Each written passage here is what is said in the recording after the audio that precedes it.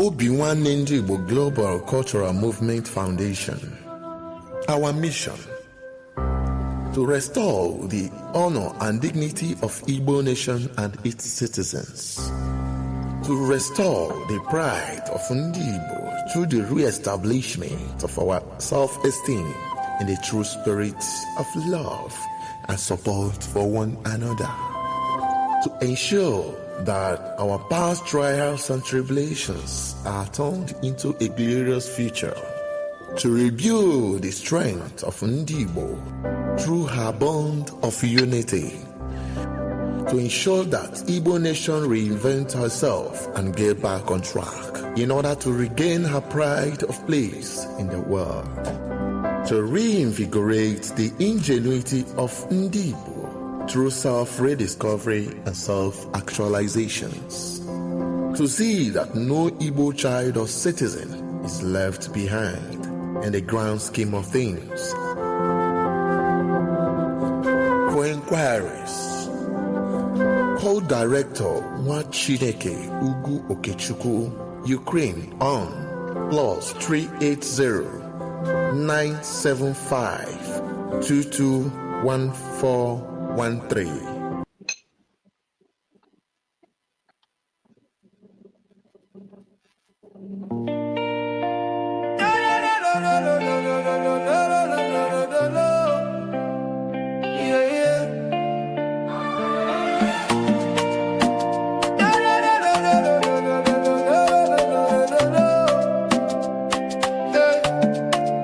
From the streets of Hamburg, across the deep blue sea, a message for the children, for you and for me.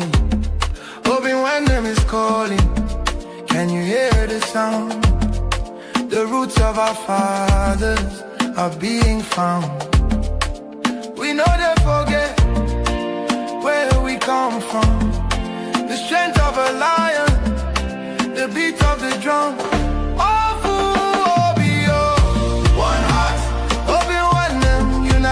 We achieve restoring the culture, that's what we believe.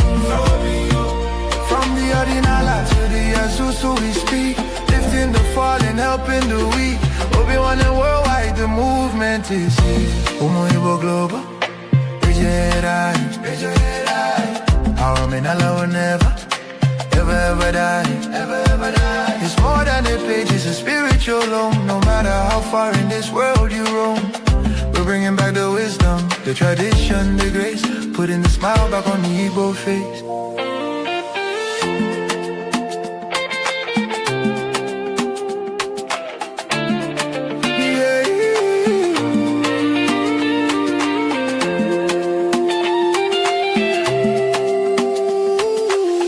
A high energy. Please.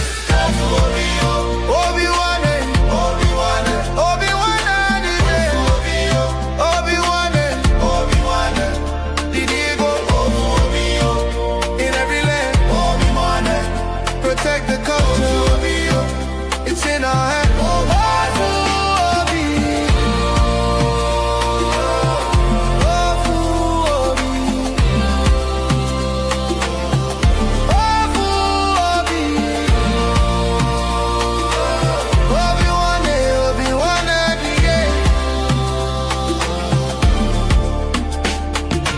Follow the light, follow the way.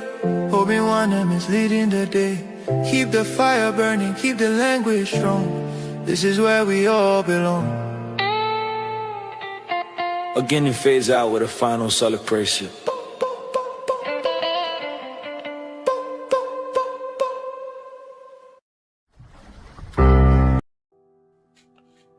I am the Managing Director of Owix and Obix Nigeria Limited. For years, I have worked hard to secure a $64 million international contract. A deal that would have changed not just my life, but created opportunities for many Nigerians. The contract was signed and the funds secured by LC were sent through Zenith Bank, Nigerian PLC, after an agreement between my company and Zenith Bank as a paymaster for the guaranteed contract. But shortly after the secured funds arrived, the unexpected happened. The bank began to make new financial demands that were never part of our original agreement. When I refused to grant those demands, everything changed. The contract, which had a strict liability clause, was suddenly terminated by breach of LC confirmation by Zenith Bank after receiving payments which it deducted from the company account. It refused to confirm, and funds belonging to the company which was entrusted to the bank suddenly disappeared unaccounted for, and years of effort collapsed overnight, automatically activating the liability clause of the contract. I have reached out privately for resolution. I have contacted lawyers, human rights advocates, and even the authorities, but no one has been willing to take this matter seriously. So I am speaking out today, not just for myself, but for every Nigerian who has ever been silenced by a systematic justice system, by powerful institutions, where all they wanted was fairness and justice. I don't seek pity, I seek accountability. I believe that the truth deserves to be heard, and I'll continue to speak up until justice is done. In a series of upcoming videos, I will present clear and undeniable evidence of what transpired. Igbo bụ Igbo, ekelekwa m unu taa na ụbọchị nke taa anyị nọ na ụlọ ọrụ anyị bụ ụlọ ọrụ ndị Obinwannem Media Company nke dị na Enugu na Nsụka kwa. Tata o nwere nnukwu nna anyị na ya nọ tata ga-akọwara anyị ọtụtụ ihe nke ndị anyị kwesịrị ịma na ihe ndị anyị ga-esi na ya wee mụta ihe n'ala Igbo bụ ihe gbasakwara omenala na ka obodo si wee dị. Mana tutu anyị aga n'iru, aga m ebu ụzọ ka nkọwa onwe m wee metụkwanụ ọjị, maka na Igbo nwere usoro esi aga. Mụ onwe m nọ na n'olu ya bụ Ada Nsụka. Aga m nwere ọjị anyị nwere ugbu a, anyị ga-ebu ụzọ chere nnukwu nna anyị ọjị. Ya mere na ka m burugodo ọjị bunye nnukwu mmadụ anyị na ya na ebe a ka o chere anyị nna anyị ukwu. Nna anyị enwetakwa ọjị ka ichere ndị bịara be anyị. Igbo bụ Igbo, ekene m unu. A na-asị ọjị ọha maka eze His Royal Highness Igwe Dr. Ambassador Patrick Chukwuemeka Okolo Chukwu eze, one of Mbunano Ancient Kingdom, eze Igwe, one of Nsụka. Ọjị abịara na-egosi ọha egosila m n'ọjị ya bụ ọjị ọha. Igbo bụ Igbo, Igwe ọjị ọha n'aka nwoke mbịa wara anyị ọjị a ebe anyị na Nsụka na nwata na wa ọjị okenye wagoa maba wara m ọjị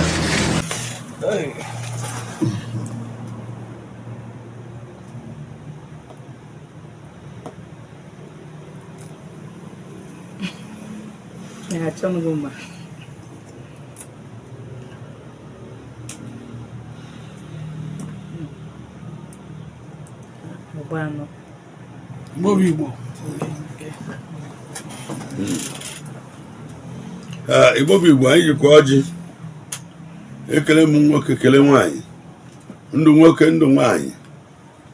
Ọjị bụ osisi dị n'iwu Chineke sịrị anyị bụ na Hibru, anyị were na-ekele ọtụtụ ihe anyasị. Ọgwa ya ka m ji n'aka na-akpọku ozi chite oke abịama ka ọ bịa n'Obinwannem redio steshọn, bịa n'ọrụ anyị n'oge awa wee nye onye ọbụla ndụ na arụ ike na ihe eji ele ndụ anyị. Ọgwụgwọ ọjị ị gwara anyị ọ dị n'akwụkwọ nsọ na Psalm 150 chapter 1 verse 1. Ọzọ anyị were ọjị a na-enye ya ekele ụtụtụ ihe ya sị ihe na ọ bụ ya bụ Chukwu kere anyị bụ mmadụ. Chọọ anyị na-akụ aka, na-achị ọchị, na-agba egwu, were opu ike, were une. Ụmụ nwaanyị anyị na-alụ alụ welite obi elu nye ndị ha, maka nwaanyị were obi nye di ya enweta ọnọchie, ada nyeta ọnọchie n'ụzọ. na iwelite obi elu nye ọga gị nweta ọnọchi ebe akwụkwọ nsọ gwara anyị were na ọjị a na-akpọku m ụbọchị niile biko lekwa ọjị Chukwuka bịa ma ka m ji arịọ na ndị ọrụ oyibo nọ n'ebe ọbụla ị nọ ụgwọ ọnwa na promoshọn ebe onye nọ nwere aka ọrụ ọrụchasị kwụ anya ụgwọ onye ahịa bụ ọkpọbọ oleji ori uru ha bụ ndị eze nọchiri anya Jizọs Kraịst maka Jizọs bụ eze ka eze ma ọ bụ anyị bụ eze na-echere ya obodo unu lee ya na akwụkwọ nsọ na Baịbụl bụ ya bụ akwụkwọ ndụ ibedo ebe a bụ first king second king prophet nke nọ bụ clergy mana ndị clergy anagụrụ anyị ọnọdụ dị na-prọfesaiz na-eme ife niile mana agwakwa m na ebe ọrụ ụnụ ka bụkwa ndị eze nwe ndị na-eje ụka ọ bụ anyị nwe ma ebe ọrụ ụnụ ka ọ bụ anyị nwe nsị ndị ụka enyechi unu onyinye unu lụta ndị eze nyegwa efu ji na ọkụkọ rienụ nke ọzọ tinyebụ ihe anyị ka anyị soro na-eme maka ibe anyị nọ n'obodo bụ ịga ọhụ ka obodo dị mma ka udo dị mmụ anyị onye ọ dịara mma ọ bịa kedu eze a na-agụ bịagadena bịagadena bịagadena nna nna bịagadena bịagadena bịagadena bịagadena onye ọ dịara mma rutere eze unu tụọ m eze igwe abụrụ na-ekwebego nkịta eze igwe ọkwa ojii a ka m ji na-arịọ Chukwu abịa ma ka ịkwalite ọnọdụ Obinwannem redio steshọn a maka ọ bụ mbido ọfụ ka ha na-ebido vuere ụzọ kpere hazi ndị nchụchụ ama bịa ebe ha nọ ndị njụ ndị ụnyere ala gị aka ga-ebi ihe n'ala ya ọ na ha kwuru ụgwọ niile ga na-anụ ya enyemaka ga na-esi ebe dị iche iche abịa wee kwado ha ka nwee ike kwụzido na-arịọ na Naijiria anyị nọ n'ime biko ndị na-achị anyị gbaa ha ume nye ha amamihe ka elekweta ndị a na-achị agụ egbugo mana na Naijiria abụghị ihe ziri ezi ma Chineke fụrụ Naijiria n'anya nye anyị ikuku anyị dị iche ala anyị dị iche mmiri anyị na-anwụ dị iche ife niile anyị na-enwe Chukwu fụrụ anyị n'anya mana ndị na-achị anyị achị isi afụtara ebe ha nọ biko tinye akọ na uche ka ha lekwesị ndị a na-achị anya na-arịọ ka na anyị ga-ata ọjị a n'ụtụtụ a tata ndụ tata nghọta maka nghọta ka bụ nke mbụ maka na nghọta na okwu amada na Naijiria okwu amada dị na nwunye ọmada nwanne na nwanne mana ihe na-eso okwu bụ aghọta gị na-arịọ ka na anyị ga-ata ọjị a n'aha gị site na Kraịst onye nwe ekele m unu Igwe eze igwe one of Nsụka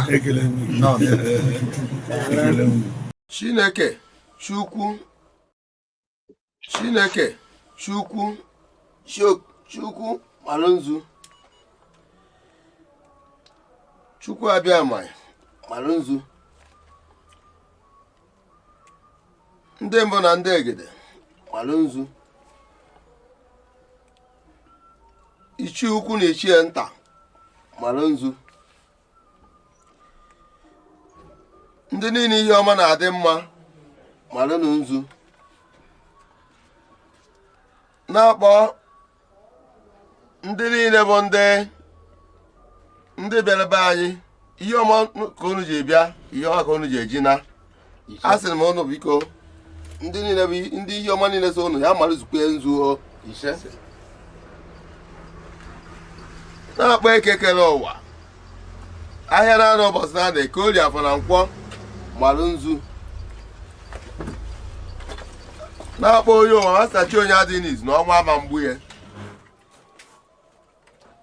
asị m ndị niile na-agba izu na ndụ asị m ụnụ biko nụ malụzukwenu nzu ise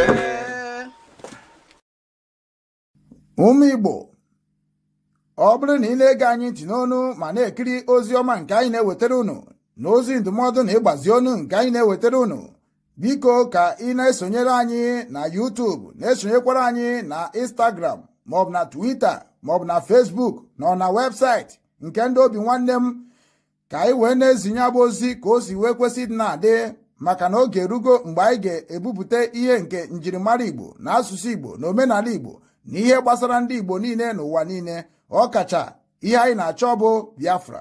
Ị ga na-afụkwanye abụ ozi ka ọ ga na-abịa ị na-esonyere anyị ị ga na-ama mgbe anyị tụpụtara gị ozi nke dị mkpa ị ya mara ma wee marakwa ị ga-eme ngwa ngwa ka emeghara ọdachi.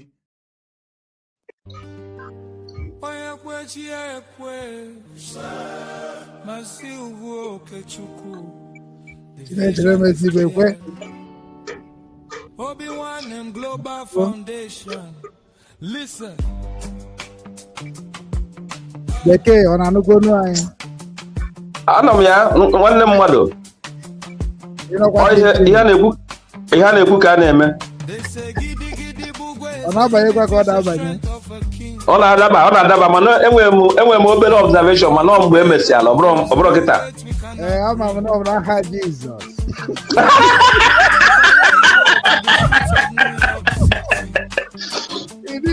Kedu ihe kpatara na ndị igwe anyị na-etezi anyị ule etu a? Ọ gịnị na-eme? Nsogbu adịrọ na asị na ihe nọ na mụrụ ka edozie anyị nabata ụmụnne anyị ka anyị wee bịa n'ihe anyị bịa nọọ nkata ya akpa agbata deje nwanne m ji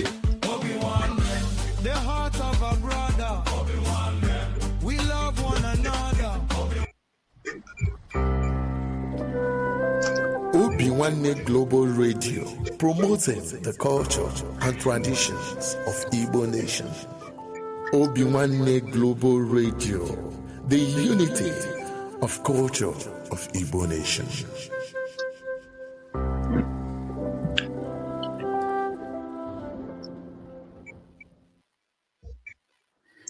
Ndị Igbo ndị ọma na-ege m ntị, ekenekwa m onye ukwu kenekwa onye nta wee na-asị nke onye chiri ya zere. Ọ kakwa mụnwa nwanne nwoke Ugwu Okechukwu Obinwannem nke ndị Igbo. Ana m ejere ụmụ Igbo ozi site n'Obinwannem ndị Igbo Global Cultural Movement Foundation, ndị na-ekwu maka omenala Igbo na ọdịnala Igbo na njikọ nke ụmụ Igbo n'ụwa niile, ndị na-ekwu ka ala Igbo ga-esi dịkwa mma dịka ọ dị na mbụ, ndị na-agba mbọ ka ndị nọ n'elu nọchite ndị nọ n'ala, ka ndị nọ n'ala nọchite ndị nọ n'elu. Ọnya bụ ozi mụ na ndị otu m na-eje, ndị kwere na omenala ọdịnala Igbo bụ ezi ndụ ka ọ bụ, na eziokwu bụ ndụ ka eji mara ndị Igbo gboo. Na ife ọbụla ị na-eme na ị naghị agwa nwanne gị eziokwu, ị na-egbu ya nwayọọ nwayọọ n'ime mmụọ. Ọnya mere anyị ji wee bịa ka anyị sị ka anyị na-achekwa dị ka anyị dị na mbụ. Ndị mbụ na-akpọ ya ka anyị na-achịa ebe anyị si wee bịa, onwe ndị na-akpọ ya back to root, ka anyị wee jee chekwara ebe nne na nna anyị ji wee tọrọ anyị ntọala wee kụziere anyị ka o si adịrị anyị na mma na Eke na Orie na Afọ na Nkwọ, maka na ọ bụ otu a ka afịa niile anyị na-azụ n'ala Igbo si aga. Ka anyị si azụ afịa nwa afọ anyị ji azụ afịa, ka anyị si wee nwekwa mmiri anyị na-anwụ anyị na-akpụ ya afọ maka na ọ itoo mmadụ wee mekwa ihe ọzọ. N'ọbụna ka anyị na-ekwu okwu wee na-asị Chukwu okike abịa maka ekere n'igwe kee n'ụwa na onwere onye ekerie. Tata bụ ụbọchị Orie mmiri, anyị na-ayụ ya ka ọ gbadata wee mee ife o kwesịrị ime, bikọs ndị o zitere anyị bụ ndị na-emehie ụzọ ya, ka anyị na-agwa ya jiri aka ya wee mara ihe ọ ga-emefa ka isi kpakọ ha ọnụ, bikọs ọha nwa na-emebiri anyị obodo. Onye ka anyị na-ayọ na-asị na onye ọbụla bụ onye Igbo bụ onye nke na-ejefe ụzọ, anyị na-ayọ gị ka ịbata na peji a wee tụrụ anyị wee mee gịnị, wee tụgharịa uche ka anyị wee mara ife ga-eme ka ala Igbo dị mma. Ihe anyị na-ekwu okwu ya bụ ka onye kwulie ka onye nta rie ka udo wee chịa n'ala Igbo anyị. Asị m na okwu a na-ekwu n'ụbọchị tata na-agụkwa ọfọ na-eme ka unu anyị na-ewe ghọta na ife anyị na-abịa ebe ezigbo ozi ọma gbasara omenala na ọdịnala, ihe ga-eme ka ụmụ Igbo niile bịakọtakwa n'ọzọ na-enyere onwe aka na-emere onwe ihe ahụ a na-ekwu okwu ya bụ ihe nwanne. N'ikpeazụ ka ọ bụrụ Obinwannem ka anyị ga-eji dozie ala Igbo anyị. Ana m asị na ọfọ niile a ga-aga n'ụbọchị taa na ọfọ soro ibe ewere n'aha Chukwu na ndị nna ndị ana ise otu a ka ọ dị. Orie ego n'uko ego ịkajara akaja ekene m. Anyị na-ekelekwa nwanne anyị nwoke bụ Ezibekwe. Anyị na Ezibekwe nọkwa na obi anyị. Ịmara ebe a bụ Obu, ndị be anyị na-akpụ ya Otobo. Onwe ndị na-akpụ ya Otobo, onwe ndị na-akpụ ya Obu. Obu bụ ebe nna anyị na-ana agwa anyị okwu ka o si wee kwesị ịdị na-adị. Otobo bụ ebe a na-anọ wee na-akpa nkata ka a ga-esi wee zachasị obodo, chekwa obodo, egwu obodo, wee mara ka obodo ga-esi wee na-ahụrụ onwe ha n'anya. Ebe a ka ị nwere ike ịnọ wee fụkwa onye ọ ga-adịrị gị na ya na-abụ gị na anaba anụọ dịka di na nwunye, maka na ọnya ka anyị ji anụ onwe anyị na gboo.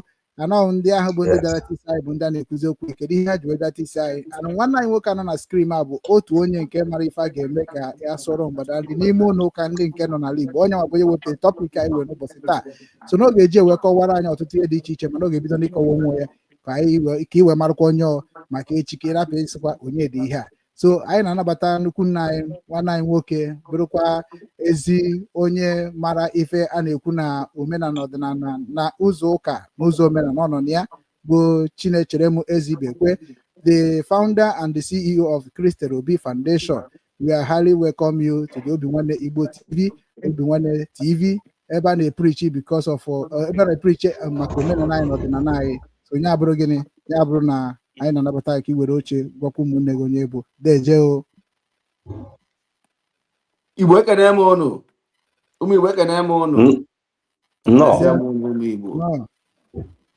Ya mụ afọ m ụbọchị na-echelụ m ezi ibekwe. Anambra ka m si wee bịa na-agụata na ama isi akala bụ. Ọmụnwa bụ ihe wepụtara Christian Obi Foundation. Anyị dị n'ụdị n'ụka dị n'ụdị omenala ka anyị bịa were ba kụziere ndị be anyị otu esi eme omume ihe a kpọrọ ụka ya na otu esi eme ihe gbasatara omenala be anyị. So ekene m unu ụmụ Igbo. Daalụnụ.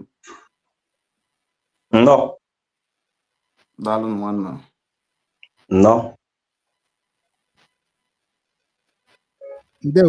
Ndewo Chinechere m ezi ibekwe. Oriego n'ụkọ ego bekee n'onwe Chief. Ịbịagoro bịa kọwara ndị be anyị onye bụ na ka isi wee matakwa n'ebe a ihe iji matakwa n'ebe a ka anyị wee tụgharịa uche n'otu be anyị. Ndewo. Ndị be anyị ekene m unu. Mụnwa bụ Ikenna Osai, abụ m onye Enugu Ezike, onye Amufie n'Enugu Ezike. Abụ m onye ihe ndị Igbo na-amasị ọfụma. Abụ m onye nwere mmasị ka Igbo dị na mma. M wee nweta kọntaktị nwanne anyị nwoke bụ Okechukwu, ebe ụmụnne anyị kpọrọ anyị oku, anyị wee kpaa nkata ebe ahụ, wee bụrụ na onye na-eme ewu na-ebe ka ewu m.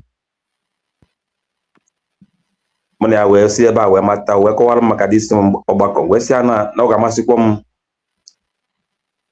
ma o mee m invite ndị Igbo ka anyị na-asụkwazi ebe a na ka ọ nabata m na ya bụ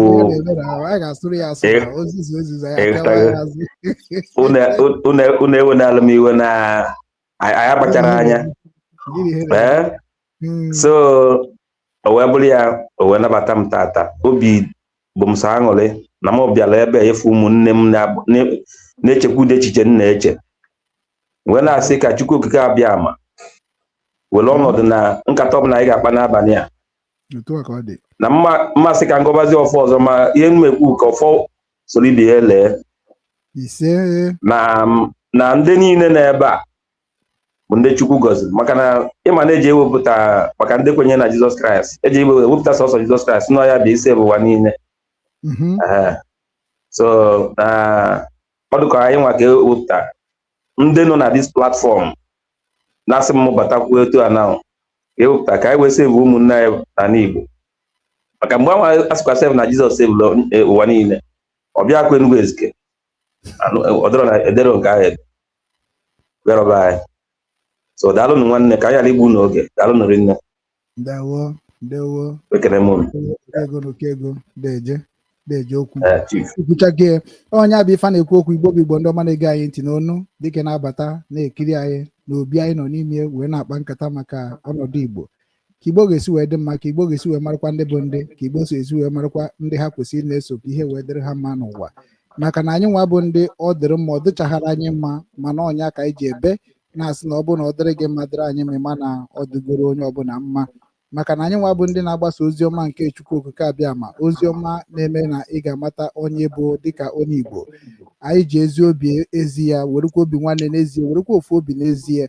Anyị abịara ka anyị kọtọọ ụmụnne anyị, abịakwana ka anyị mee ka ụmụnne anyị hapụ ime ihe ha kwesịrị ịma. Ihe anyị na-ekwu okwu ya bụ na ihe emekwanụ mmadụ ka ọ dị ya mma, ya gbakwanụ mbọ ka o mee ya onwe ya. Na onye bụ na anyị ga-amada n'ezie na ihe iji mee ihe anọ ka ọ dị ya mma. Ya bụrụ gịnị, ya bụrụ dat na anyị niile bịara ebe a n'ụbọchị tata, the main thing anyị ji bịa ebe a because na our people abụrụgo ndị na-eso ihe ọjọọ ma na-achọkwa ka e nyerefe aka, and our people abụrụgo ndị ga-abụ hafụ ihe ọjọọ instead of ha with bold enough to challenge ife ọjọọ ahụ due to na ọ mara onye ha na-adị na mma maọbụ onye ha hụrụ n'anya, maybe because of that onye ahụ anaba azụ ikwu eziokwu ihe ọjọọ onye ahụ na-eme na ihe onye ahụ na-eme, sọsọ ihe onye ahụ ga na-ekwu bụ ihe ọma nkwu n'ebe ihe ọjọọ dị, maka na ihe ọjọọ onye nke ahụ gị na ya na-eme ka ihe hụrụ n'anya, ọ bụ yi nwoke, ọ bụ nne gị, ọ bụ nna gị, marakwa ma na ihe ọjọọ ahụ na-emetụtakwa onye dịkwa ka gị na agbụrụ ọzọ. So na ihe ọjọọ mmadụ mere n'ụwa nwere onye na-ata afụfụ ya. So onye ka eji asị ka reduce the rate of ajọ ife. So na ọ bụ na reduce the rate of ajọ ife, onye nwa ga-ewenata ihe dịka igbu mmadụ, ihe dịka izu ori, ihe dịka ịtụasị, onye nwa ga-reduce that all those things. But ọ bụrụ that na onye gị na ya na-eme ife na-eme ihe ọma na-eme ihe ọjọọ, ị na-akwado ya, ịma na rate of all those things na-ekwu okwe ga na-adị high. Like ịbịa n'ala Igbo kịta na ọtụtụ na-ebe akwa maka ndị kidnapper, ọtụtụ na-ebe akwa maka ndị ori, ọtụtụ na-ebe akwa maka ndị ọ ga-agba gbachara bọ ya na-asetụrụ ha, ọtụtụ na-ebe akwa maka ndị na-agotecha ife ha ga-ere, ha bịa n'afịa ha mafudu ndị goronu eburukwa na chi ya. Ọtụtụ na-ebe maka ihe gbasara dat na sekuriti adịghịzi ha n'akụkụ ihuge. So ihe ndị a niile dị na-ekita na-abụ ife a na-eme ka anyị mee ka anyị niile ghọta na anyị ga-emenwu ya witata ịkpọ Chineke afa. Anọ onye mabere ya ji asị na ọ bụ na anyị gwa nwanne gị nwoke nke na-ewute ya, ịmazie na ọgụ maka ọ dịziri ịghọtago ije gwa nwanne gị ahụ nke ahụ wutere ya, maka na anyị niile nọ na soshal midia mana nke bụ eziokwu dat na ihe mere na anyị na-anụ ọgụ na-ekwu okwu Biafra, na-ekwu okwu Igbo, na-ekwu okwu omenala, na-ekwu okwu ụka, na-ekwu okwu ọgọmọsị ya, ihe niile a bụ ihe anyị niile mara ndị na-eme ụji adị otu ahụ. Kedu ihe mere na ya ma nkata obi na-agwa ndị ahụ na-eme na-akpọ ha afa na-akọwara ha gị nwa bụ onye na-esokwa eso, mana ama na onye na-eso onye oshi bụ onye oshi. Dat na ọ bụ na anyị niile bịasị na ndị na-emebi obodo bụ na ọ bara zuru ka anyị na-akpọ gọvanọ, na-akpọ sinetọ, na-akpọ mebi Nnamdi Kanu ha, ma ọ na-akpọ Simon Ekpa ha. No, this time we need to refer our problem and our suffering and our insecurity to the people that is causing it, and we are going to also start to be suing them to come and tell us what are they doing with our people, because what they are doing to our people is affecting us. Because every time I they are requesting money, but when you give them money, they will use that money to go and give some people that call themselves pastor and reverend father who doesn't have job, who doesn't work. So those things we need to be putting our mouth, saying it as it is, because we need to come out and speak about the evil among us without knowing whether it is your father, it is your mother, it is your uncle, it is your leader, it is this platform. And when we talk, we expect I ga anọkwa n'ime wee kọwakwa ọfụma maka na ya na ha nụ ọgụ, anyị da ebu egbe, anyị da ebu mma, anyị na-emuvu, anyị anaghị emuvu na-atụ ụjọ, na anyị na-emuvu ka ndị nwana maka anyị nwana Igbo. Ya mere Obinwannem ji wee partner with ndị Igbo Youth Movement, then partner with a many foundation. Kunu you have evidence of a person here, or a leader of Christian Obi Foundation. They have a vision, they have a mission, they have they have a project, and those projects before Obianna Mezu, there is a lot of things we need to close in Igbo land before his own move. Onwere onye chọrọ itinye ife na ebe na-adịrọ maka ọdịmma, mana onwe ndị na-agbachi eke ọhapụ ịbịa, ndị a ka anyị chọrọ ịma what is the reason. And that is why many people batara n'Obinwannem kita na ka I join ya were ofu obi wee ga bụ ndị nwechara a lot of project, a lot of business, a lot of connection. And that connection before Ganiru, we need to question Mbaka, Ebuka, Odumeje, and co before we question our governors, because they have multitude people that are suffering among of them. Ka ndị be anyị wee mara dat na ọ bụ na ịkọ ọrụ ugbo dịka Obinwannem ndị Igbo Global Cultural Movement Foundation na-akwalite ihe gbasara ịkọ ọrụ ugbo, we have forget about that one. 20% bịa na-akọzi ọrụ ugbo na be anyị, whereby that na every family na-akọbu ọrụ ugbo gbogbo n'anya m. And because of na mụ nwa na ụmụ aghọtara ihe njibe ebe obodo oyibo ka o ji dizie daljis dị otu ọ dị kịta, na ọ bụ na m mara dat na ịbịaba n'obodo oyibo na ife m ga-abịa abịa rụbakwa ọrụ ka onye na-akọ ọrụ ugbo na be nna m, rụbakwa ka onye na-ebu akwa baro, rụbakwa ka onye na-agba ọkada, rụbakwa ka onye na-elodu moto, rụbakwa ka onye na-asa avụ nwa bọyị, rụbakwa ka onye na-asa avụ ọga, rụbakwa ka onye na-agbara politician mbọ mụnwa ga-abịa nwa obodo oyibo because everything that's happening in obodo oyibo is the same thing happening in our land. Even in Kedin Alabai can get in obodo oyibo ma no bụ individual people bịasị werezie that in dị n'alabai wee na-ata anya afọ ọ dịka Chukwu agọzighị anyị ọ dịka chi nke ya amụghị anya ọ dịka chi nke anya na-arahụ ụra chi nke anya darahụ ụra na Obinwanne news platform Obinwanne Igbo TV knows the secret of the whole people that is claiming they are leaders in Igbo land.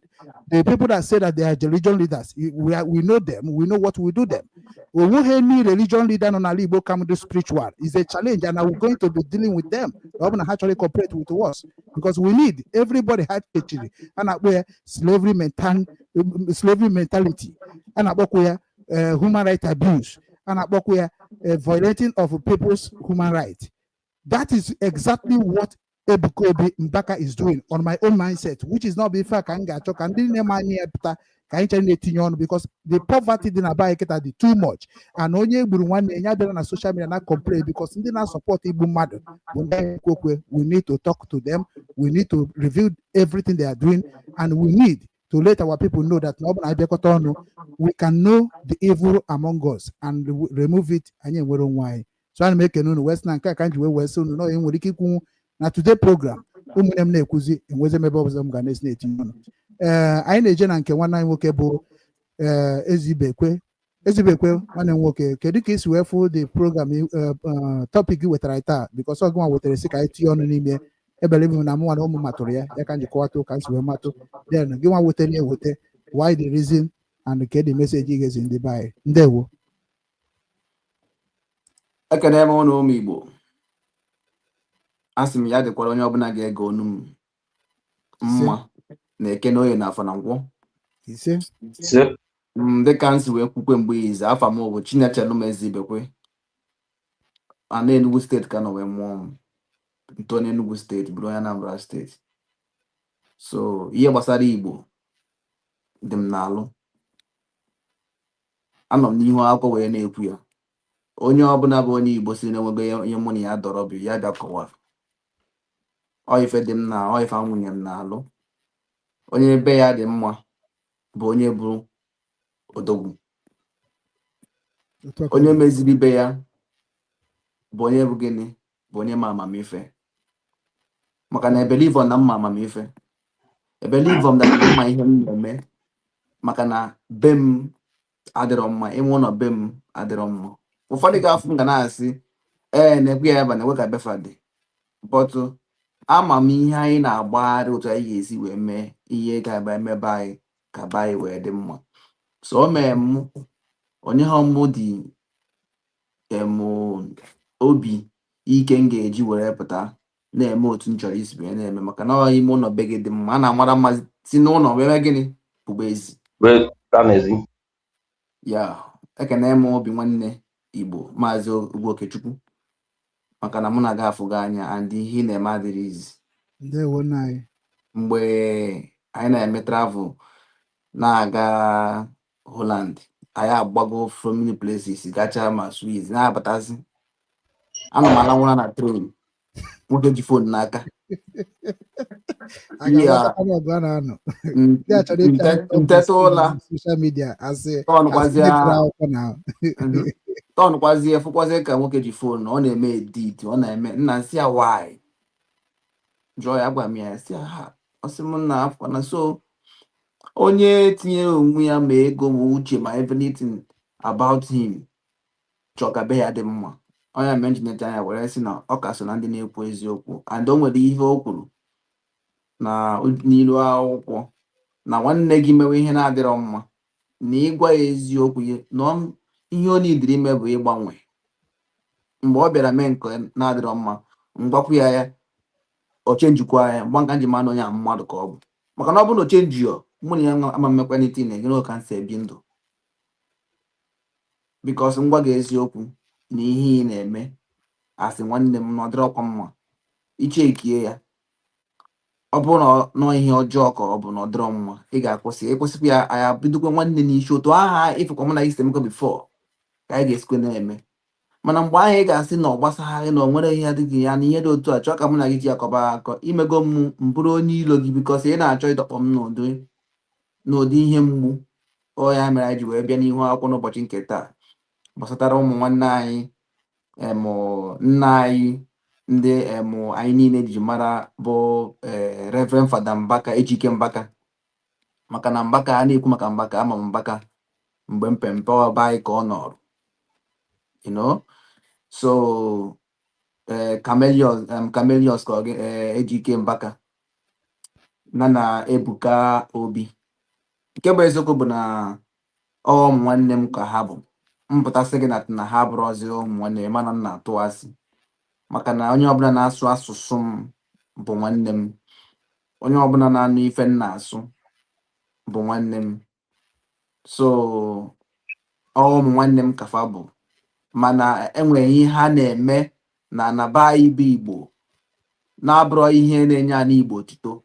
Ọya ka anyị wee weta n'ihu akwụkwọ were si na n'ọya ka anyị na-aba anyị gwa nwanne anyị ihe ị na-eme na-adịrọ mma. Ihe niile bụ iji ya chegharịa, gbanwee, kwụsị ime nke ahụ a na-eme, mebe nke ọma. Anyị wepụta Christian Obi Foundation. Ihe anyị ji wee wepụta n'ala Igbo bụ ka anyị wee ji wee kụziere ụmụ Igbo nkụzi uche, maka na ihe ndị be anyị na-enwerozi bụ uche. Uche ka napụla anyị. Nwa be anyị na-alanwụkata ụla tete, amụọ gị ọfụrụ, ị ga-ebu ị na-eto, ihe ọzọ ị ga na-achọkịta bụ otu onye ahụ ga-esi wee gụọ akwụkwọ ma eme gịnị, gbaa bọyị, chụba ego. Ndị be anyị wee mezie ego, ị ga-abụrụzie inwe ego ịmara amamife. Ụmụ be anyị bịa marazie, jirizie ego mere chi, o mezie chukwu anụ ọdịnala Igbo.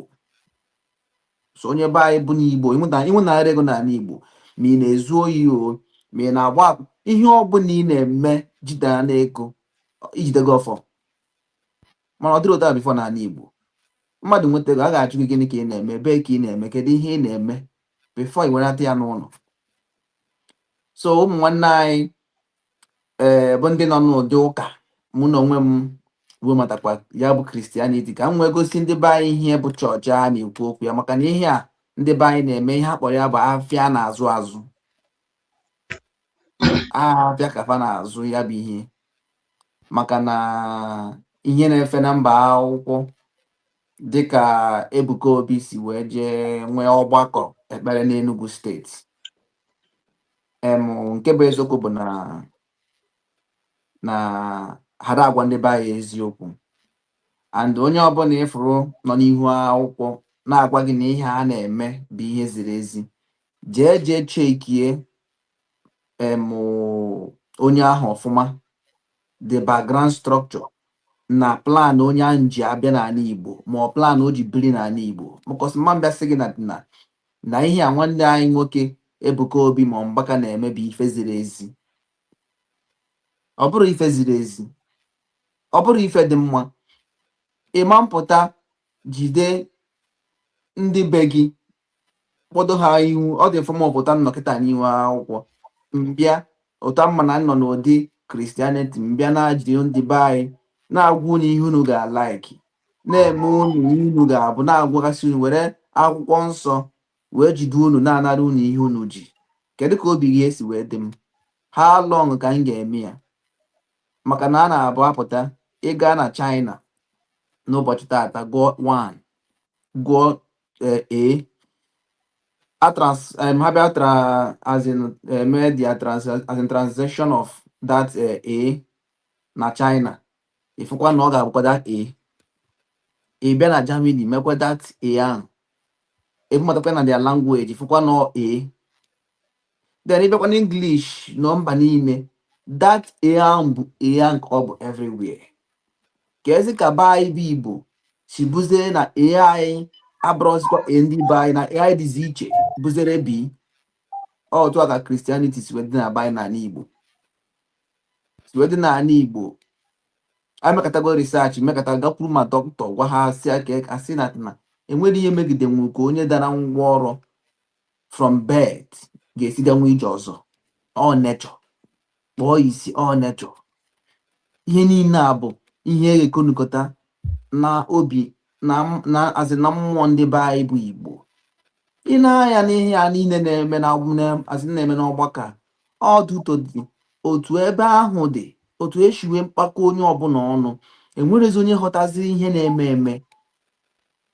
So Mbaka Reverend Fada Ejike Mbaka na Ebuka Obi ife a na-eme na be ihe a na-akpụ ya bụ afịa ka ha na-azụ maka amaghị m ka ụmụ nwanne na-ebe amaghị m ihe dị iche Mbaka na Ebuka Obi ka anyị were na ha na-eme ihe chọọchị, ha na-eme nkụzi ụka na ụdị esi eme ya, mana ihe kwesịrị onye na-ada ha ịbụọ na-adabara ha okwu na ụka mba. Otu o kwesịrị ịdị na otu a nwanne gị mana nwanne gị nọ n'Enugu already ị na-achọ ịbịa mee ihe dị otu a n'Enugu, ị kwesịrị iwe kọm ka onye nke ahụ na-adị n'igwe wee mee ihe ahụ na-eme ma ọ bụrụ na ama na ihe a na-eme bụ ihe ziri ezi.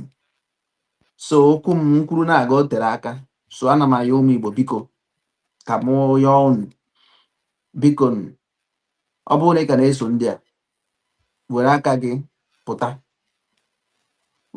pụta uru adịrọ n'ihe a na-eme enweghị mkpụrụ ihe a na-eme na-akọta n'ala Igbo, enweghị enyemaka ihe a na-eme na-enweta n'ala Igbo. Biko nụpụta m ka anyị were aka anyị were uche anyị wee mekọ onwe anyị ọnụ. Ụmụ Igbo ekenekwa m unu, daalụ nke ukwuu n'ụbọchị nke taa. Ndewo Chinechere m, ndewo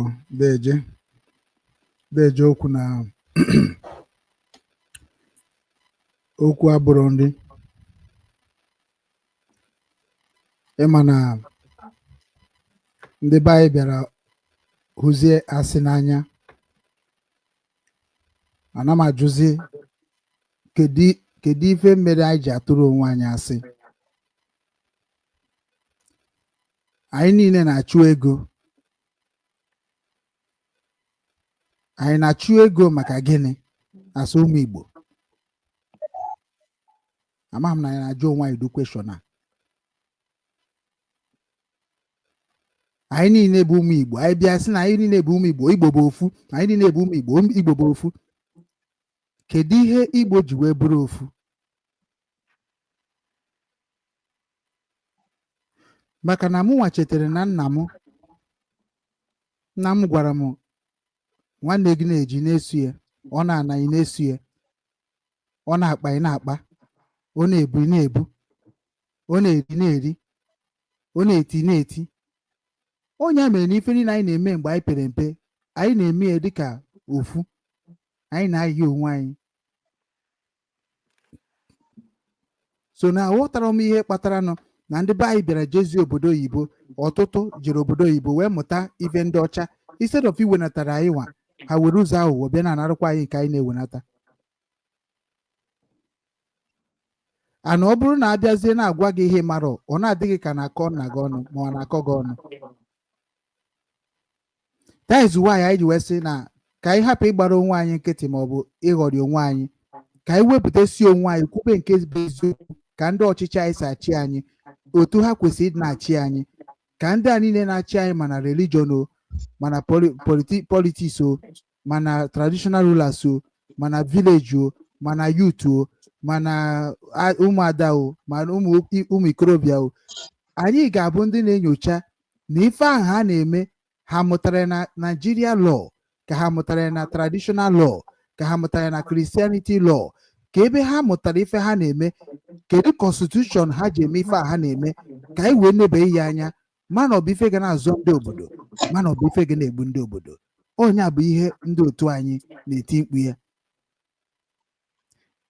Ị na-anya m nwa bịara obodo oyibo wee fụcha ka ndị be anyị si biri n'obodo oyibo nwee sị mba mgbupụ asọ. Ndị be anyị bịa sị gị na ha believe na Kraịst bete ha na-eme ihe ndị otu Kraịst. Efuzi onye Igbo ha dị under Kraịst na-eme arụ dị iche iche. Ifuzi onye sị gị na ya na-efe Chukwu, ya na-eso ụzọ Chukwu, ọ na-eme ihe ndị ụzọ ndị ọ na-akpọkwa asị, ọ sị na abụ ekwensu. Ịjụọ ndị mmadụ ihe eji wee bụ ihe eji abụ ndị otu Kraịst, ha kọwachara gị cheki agwa ha cheki ka ha si eme ifu na ọbụrụkwa ihe ha kwuru n'ọnụ ka ha na-eme n'aka ihe a Biafra strọgụl ha jupụtara ejupụta ebe ahụ na-atụrụ onwe ha sị na-aghọrịrị onwe ha na-egbu onwe ha ị bịa na politiks ndị Naijiria ha na-aghọrị onwe ha na-egbu onwe ha na-emegide na-akasịsị onwe ha ị bịa na religion kwa bụ nke nna anyị ji wee nwere the last hope nke bụ na ndị a ndị ga-azọ ụmụ m because nna anyị mana o nwere mgbe ọ ga-abụ ruo ụmụazị furu ọhịa amafụzi ụzọ ha si bata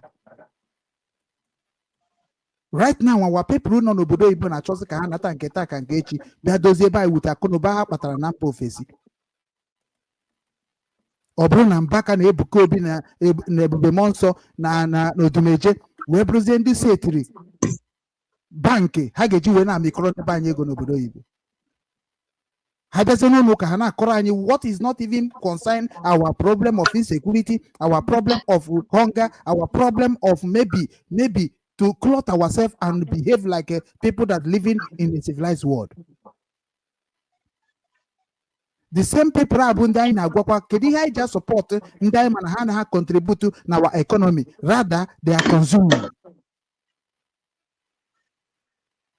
But ife ndị anyị na-ekọ ya bụ nchecha n'obi nwanne emere m experience.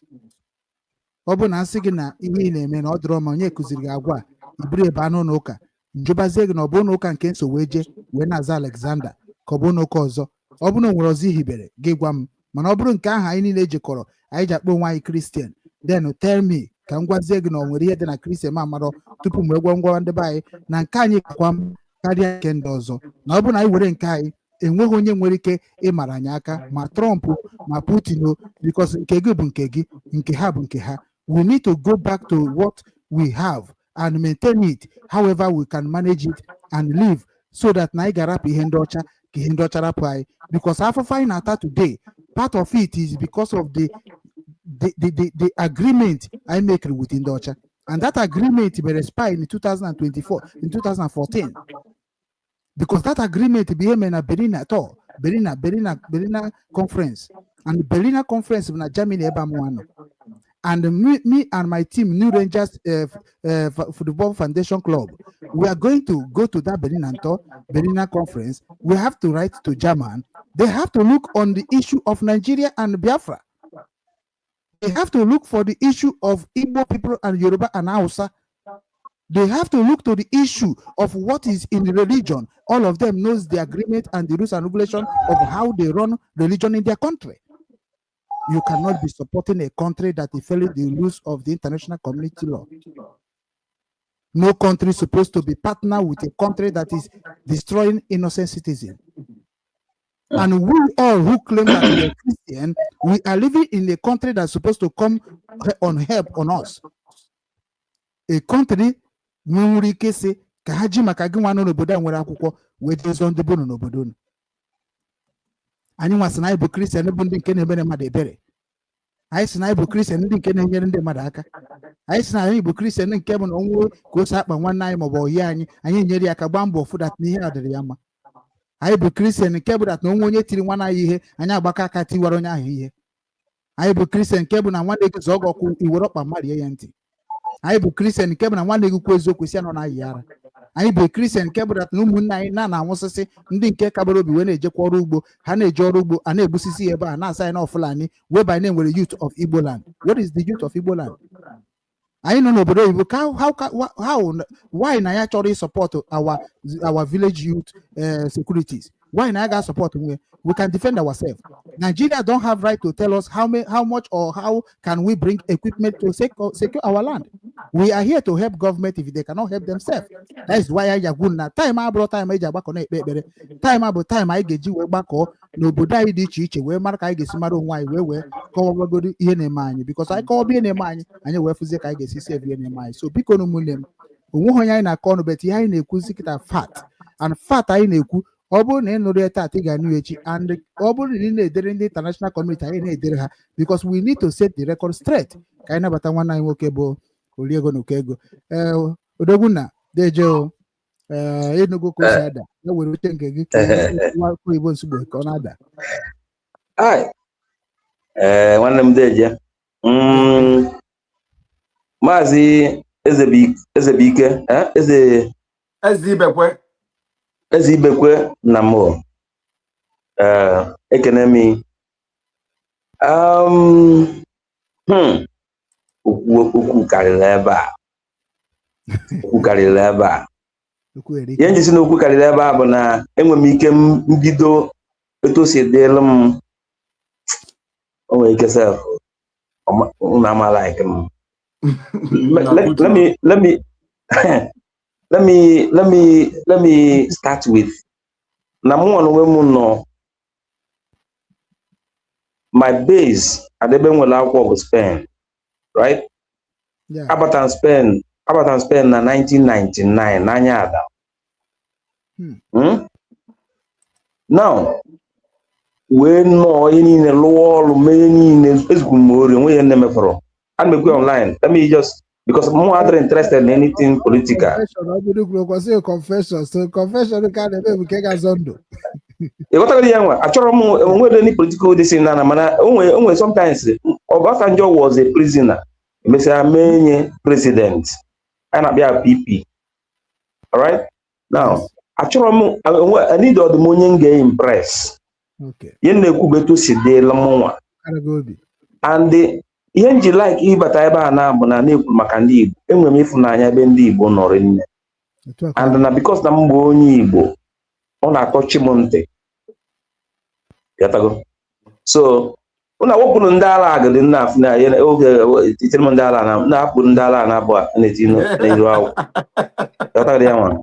So what I'm trying to say na yeah this guy will program no, okay, when you die, where you go, going to heaven. No,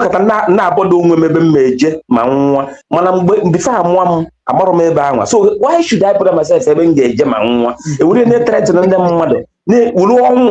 Threaten again or fish no one TB Joshua and on them has Zelu. That wouldn't in a foundation of 1-story building, Jelwanya 5-story building because of hotel. Each of you collect ego.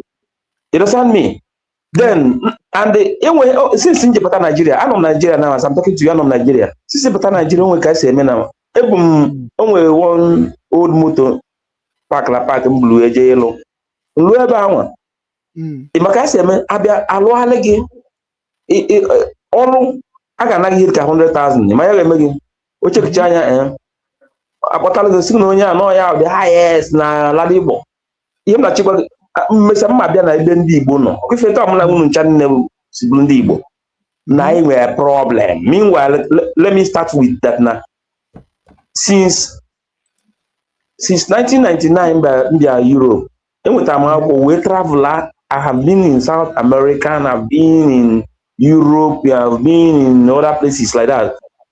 Na enwebero black nation as na hacha black nation no dem man wa ige bido ba je ma assignment angwa gi hana I just asking no ya black nation it's in South Africa black no na South Africa be slave to the white only so many things nge na ndom now mana problem I nwe now actually na court as most because nkwu onye to si delum nobi na I nwe ike self ebe agbasa mana ihe nchoka ime bụ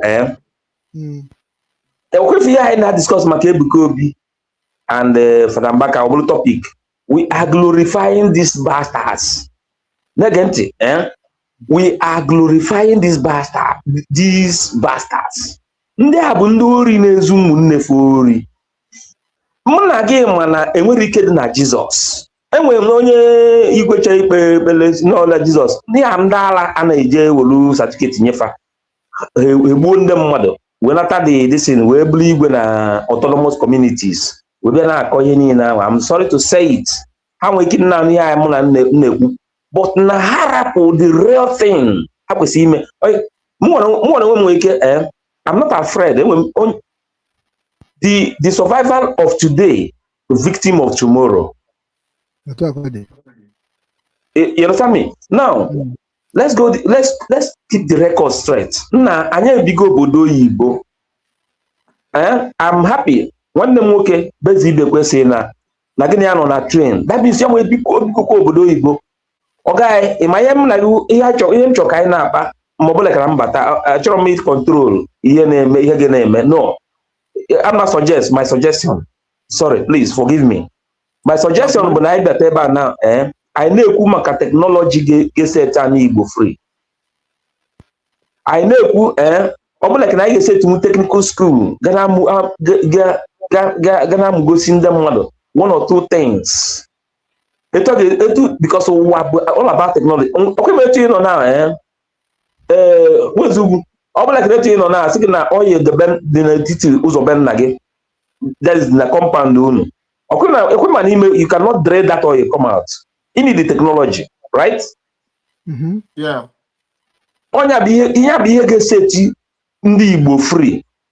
Nna hapụ nna miracle nna ndị Mbaka na gantị majority bụ fools. I expected like na this sweet program I know now to have like maybe 10 people are na azụzụ onye ga-ekwu okwu na everything. Mana ama m na kita na ama me observe. Awa ka ngi gbachin kitike mgbe. Me observe na ndị nọ ebe a na eriro nne because na the few we are choosing.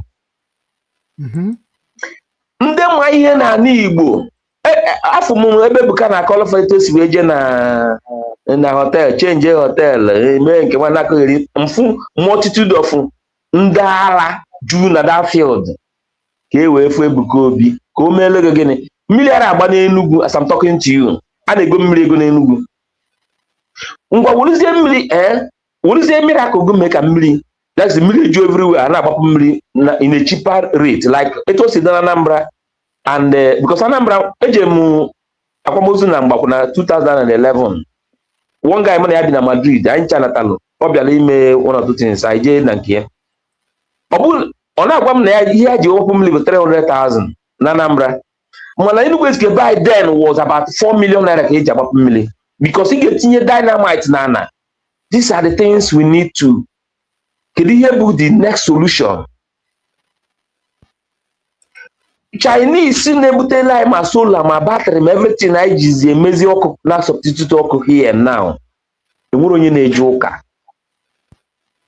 M na-anọkọta di m agada di m agwa okay, I was this afternoon when I nọ with Ejima na call. I told you I was asking Ejima say na atọ m Ebuka Obi.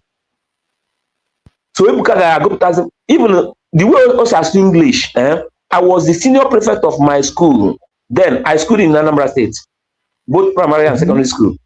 Yes, I schooled. Papa Obi Niyebu was my principal, Mr. Iyebu. Now, the Oyibo Ebuka Obi na-asụ ama m na ọ bụrụ na o finish secondary school self na mma aka mma abụ senior prefect ya na school. Then agụrụ m university. Maka nna m enwere ego ji azụ m. Enwere multitude of problems nọ n'ala Igbo. Anyị kwesịrị na discuss ndị ala. Ọkụfụ ndị ala ifu ya na nege ntị. Ọ bụrụ na ndị Igbo nwere sense. Na ndị Igbo nwere sense. You cannot tell me that na Buhari bụ prayer answered. Emesi ọ bụrụ na ọ bụrụ prayer answered nke na-eje na adoration ground gị. 18 people we are stampeded na adoration no Mbaka. 18 na be 14. Okay, yeah, 14. Then 18 was in nke nwoke onye uka, onye ala nke onye uka. Ịmana nke onye uka Fada Izuka nne onye Atani. Ka m serve mass. Abụ m mass serve, abụ m Catholic, raw Catholic. Okay? Ụmụnna na ihe na-ekwu kọsa na kwasị na ama m ihe na mgbe anyị na n'ifi na-ekwu. Correct. Fada Izuka nne was mgbe ọ bụ parish priest n'Ọba parish, mụnwa bụ the chief sacristan of the parish. So nwanne Izuka nne so na ndị azọgburu na n'uke. That is onye nwere ebe fada na befa. Jebe no na asa isi ojebeze n'uke ebe aka na wee zọgbu ya also under among the 18 people who it prove everything beyond reasonable doubt. And me kuzi maka fadede asabu fadede mass mgbe ọ n'ọba and every other thing Monsai na-eze anya no Bishop eze anya and Monsai Note mgbe ọ bụ asabu from before even Monsai Note became the bishop of Onitsha Diocese. So what am I trying to say? Ka m na-egwere nkenke ụka bụ scam. And I need those in that ndị a bụ ndị ori na-ezu ndị banyere onye gozoro ya si zute onye natali city na-aba na ihe m chọrọ ka ọ bụla ka my desire here now bịaba na ịgwa m ihe fụrụ na Germany. I lived in Dortmund from 2012 till 2017. Madrid my base. Ebiena m Holland, agagharịa na m France na ndị otu ihe niile anwa gbogbotigbo. Ihe na chikowa bụ ka anyị chọọ ihe anyị ka na-eme ọ bụ na foundation ma every other thing anya enwe ihe na-akpọ like na mmadụ nwee suggestion ka m na-enwe na enweta ndị chọrọ ịba ulu technologically o nwere ihe ndị na-afụ online na-achọ create one or two things ihe ka anyị need a support afa chọọ ihe ga-eto ga-esi were eze ego wee support ndị a ha aba ulu maka na ma ndị na-amụ aka ọrụ ejima na-agwa anyị today n'okele 100 million na stadium. Meanwhile Black Jesus na Umuchu Julius Berger kelu ihe spend na Christmas is over 600 million. So ka anyị tobeze Ebuka Obi n'obe o jeje lụọ psychiatric hospital n'Ọnịcha ebe anyị chere na ọ ga na-agwọ ndị ala o je na-alụlụfụ ụlọ nna anyị ga-enwekwa sense no. I started with by saying that na ndị ojii the country niile mfu as ndị ojii nwere onye nwe isi. I don't know etu esi wee waya anyị. That is why I doubt the creation of God Bible na-asị na God created me, created you. God created me na ndị ọcha m na ha bi ọ bụrụ the same God came Mukeva. And now, even if you go back to the history of slavery, now the point of ịbanye mmiri na akụ ka n'elu akwa ndị mmadụ chain nana. I have all these videos. Iwe na-ewe m, ezigbo iwe na-ewe m.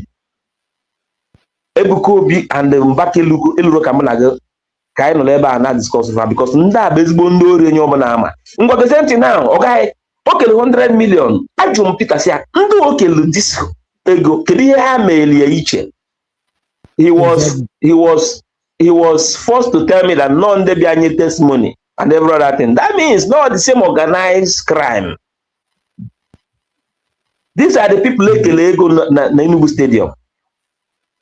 Ihe na which is ha na-adị oke na because ịbịa n'obodo na-enwe ka esi eme ụdị ya ọ naghị na-ese okwu ọ bụrụ dị ha na-eme ka ọha niile mara because ọ bụ na inye omenala Igbo na ọ bụ na inye ịkpọta nwanne na-abụ were ofu ihe nye ofu onye na-enye onye ọzọ ọgụ ka ịkọsịrị na nsogbu ka ị na-ejegoro fan na that side. Yes, you're 100% right. Mana ka egwezi onwe anyị eziokwu.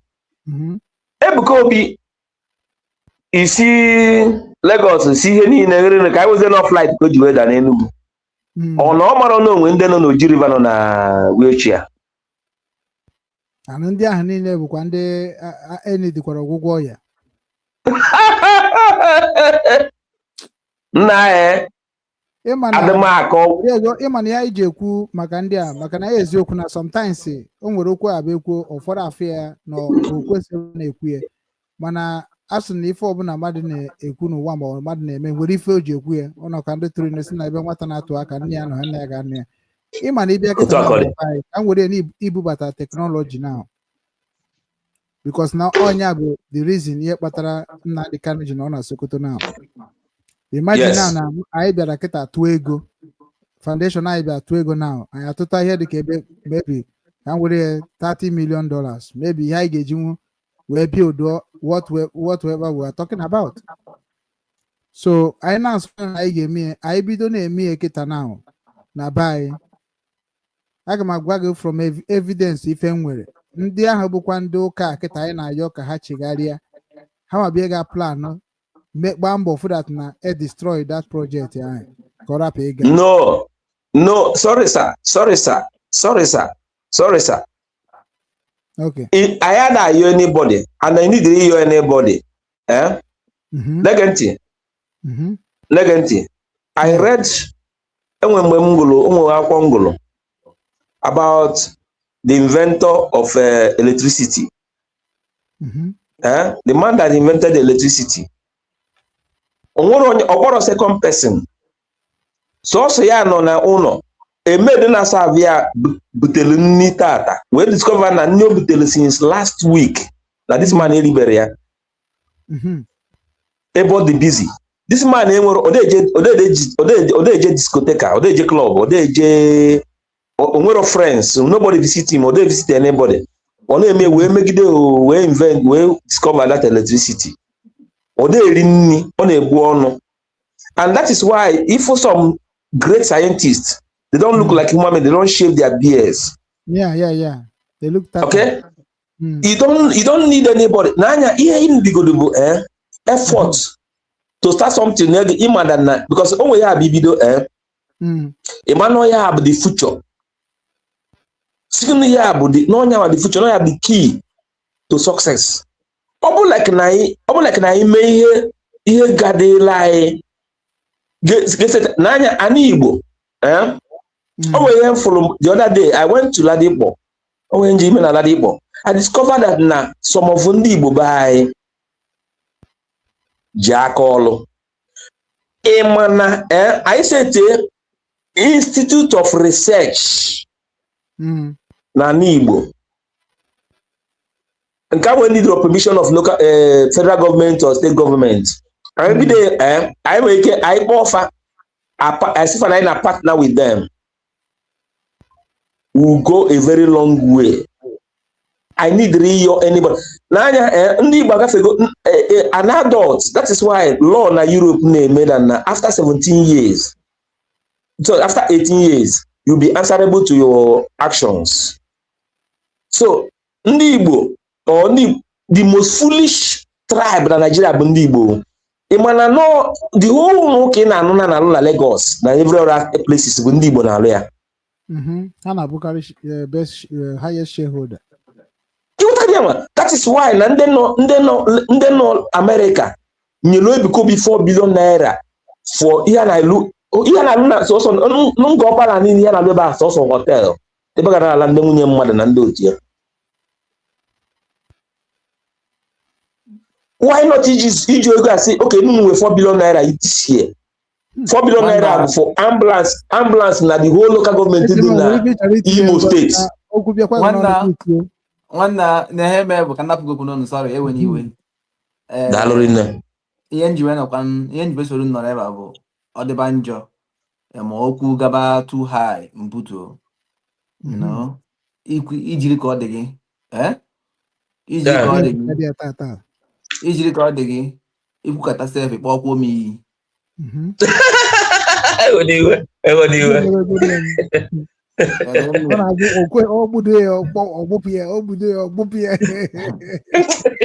Ijiri ka ọ dị gị ikwukata isi ezibekwe ya ifu mba dị iwe emego gị ị na-afọ everything otu anyị isi echi about buto nna o buto ọya ka iju na ọya mere ọya iwe Nnamdi ụkata kpọzie iyi maka na mgbe ị ga-ebido from mmadụ ụkata ya ọya mere nwanne anyị Okechukwu ugwu ọkwụkata kpọkata iyi nwee si ya buto ọmụọ na yozi ya biko before pụtara ihe akwụkwọ na ọ ga-akpọkata iyi to the level na ọkpọkata iyi sometimes ebere ma na-emekwuziri ndị na-akpọ iyi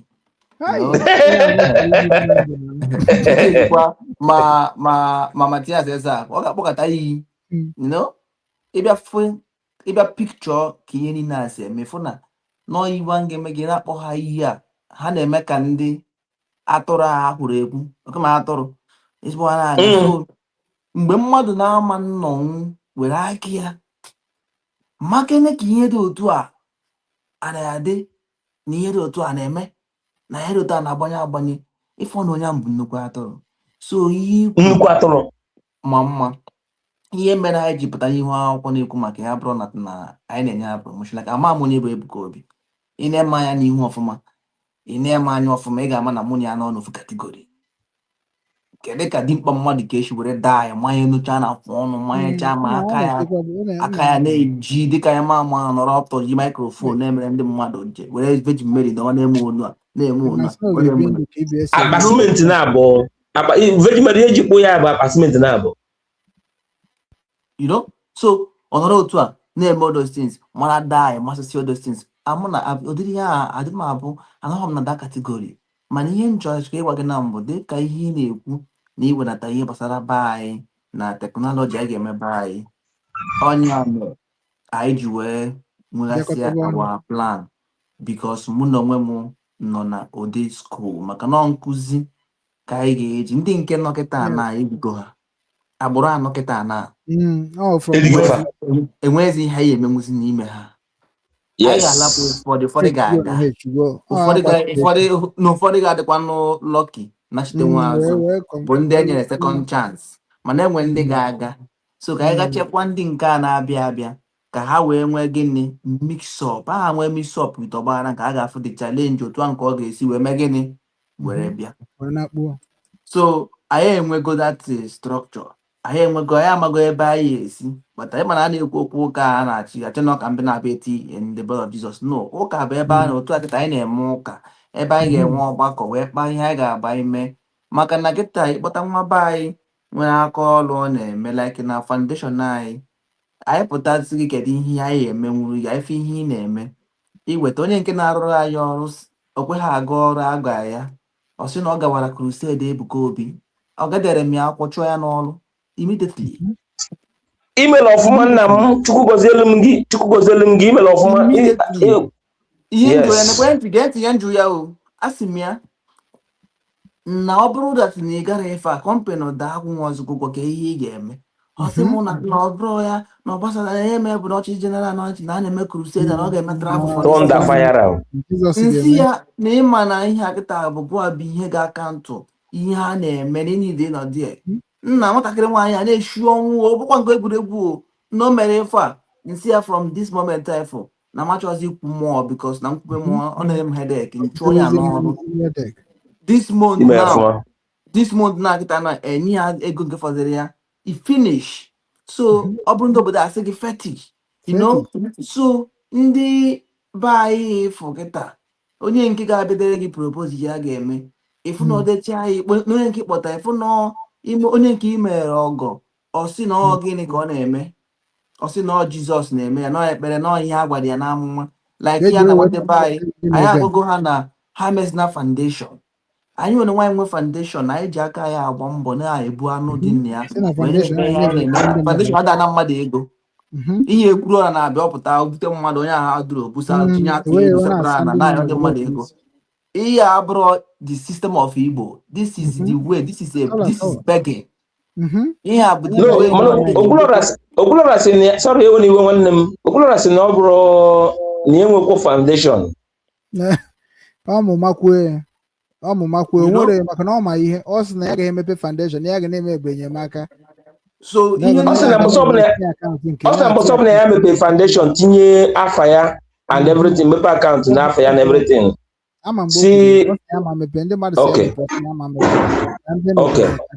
Ndị mmadụ ihe bụ ihe foundation a bụ ihe a na-aba anyị na-eme n'onwe anyị ndị anyị na-enyere aka adafụ ya n'ihu akwụkwọ anyị na gị mee nwanne anyị nwoke ma ya na-ekwu ka enyemaka nyere gị tinye ya n'ihu akwụkwọ bụ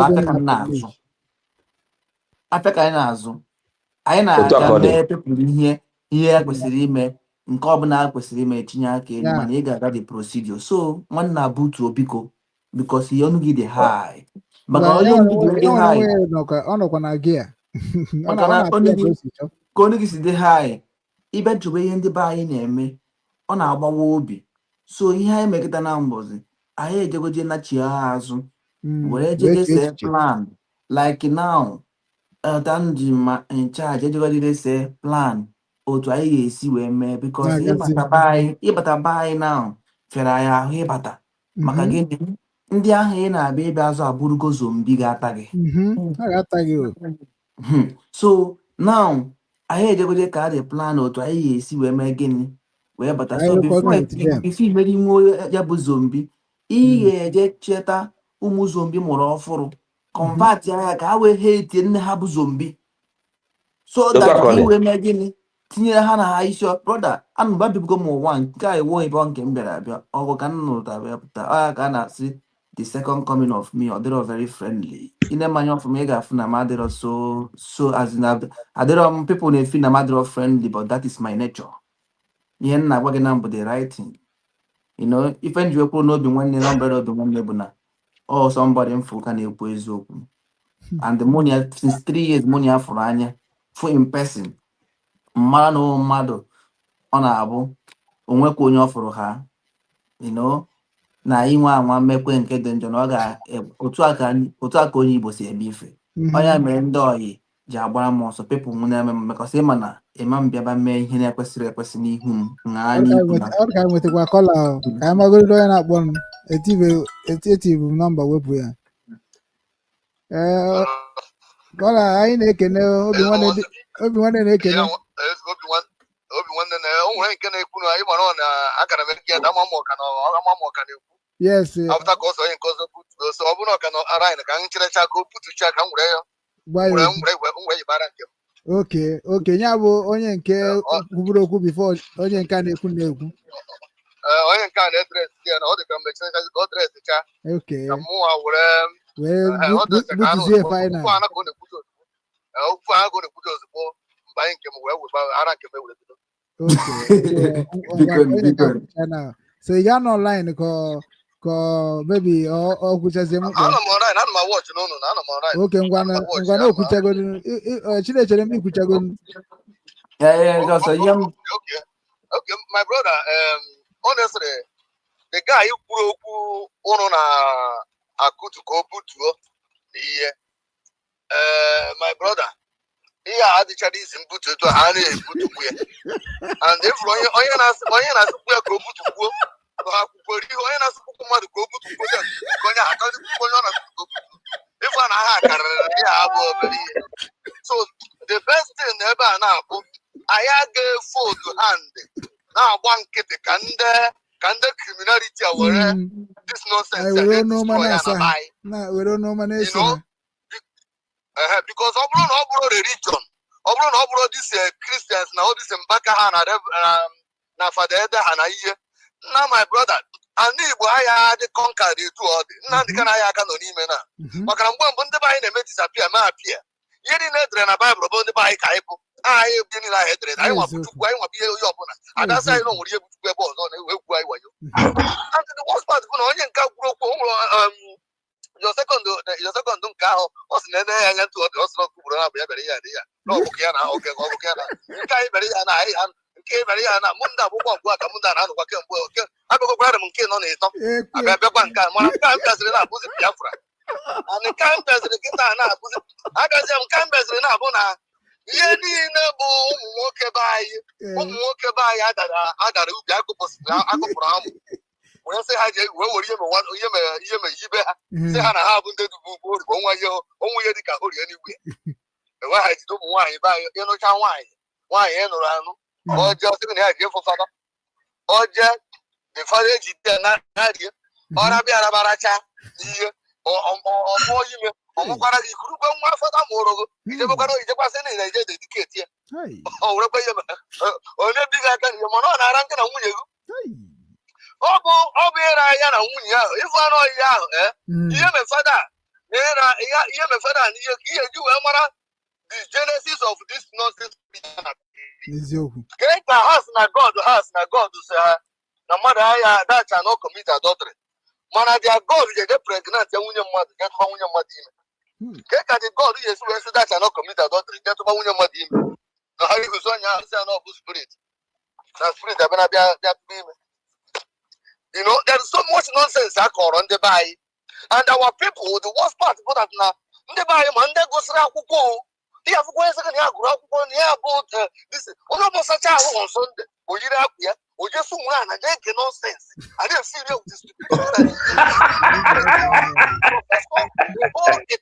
na ya gụrụ akwụkwọ nna my brother I don't know how to balance this. These criminals we have to rise up. Ebuka Obi bụ onye oyi, Reverend Father Mbaka bụ onye oyi. And I get evidence. I get evidence, yes. The evidence can go now. In a evidence go here. Money has proof evidence come how many years? Munda to donate and come to Ghana 2 million. So the people don't find a miracle and can verify it. But you 2 million now. What evidence also can I show? The end father. Onye agadi nwaanyị ya kemgbe ịzọpụta ụwa nne gị na-eje ụka nne gị wee jegide ụka na mbaraka ihe niile ọ na-atụ n'ụlọ ụka megide nne gị nwụọ ise nwa na-eje n'ụlọ ụka eji atụ ihe niile na ihe niile kemgbe ndụ ya niile ọnwụọ dise chọọchị abịa n'aka ori ha bịa na-asịkwa gị bịa kwụọ ụgwọ ka ha wee bịa nyere gị nne gị dise chọọchị ahụ nwaanyị ahụ na-aga ọ na-atụ ụtụ onye echukwu ahụ ego kemgbe amịrị ya then after ka unu jikwachakwara ya on Sunday kwa asịkwa unu bịa mee Thanksgiving na unu jejekwa Ross unu. Now, my brother, there's so many applications we need to dismantle. One buto again. So much we need to dismantle. Yeah. One buto, Obi-Wan Jello. Obi-Wan Jello. So one more program and whatever one Nandi can actually go here. I know Biafra. Yes. Biafra and Abia with these mentalities of this things. It's going to be so much nonsense. No problem. So Biafra we are fighting is good. Now we need to start now restarting the brain our people, the gearbox because the region take their gearbox away. Our people are so we cannot continue to conduct this nonsense and promoting these stupidities all the time. I am happy now.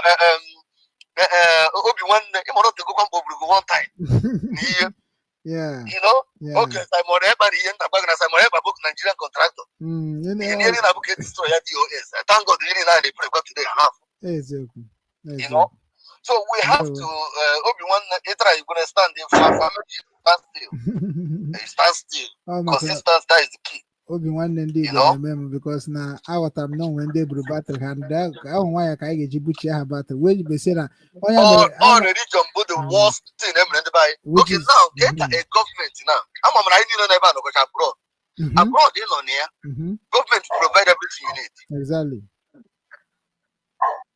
Government provide everything you need. Everything. So in abroad, everybody in abroad, like America now. You will go work rules government, the government or the motor and the level of the family. More egon in America, I've gone in Anna who go to Anna until they go above that level. They will stop. There's many ways. Then what our people claiming government for? Can we swap to whip out one nigga blog in a door in a door?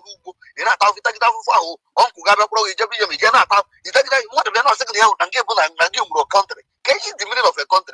America, Ketana, yes, because now America enjoy their food stamp. I have enjoyed so many benefits of them that I can testify and say this is the government.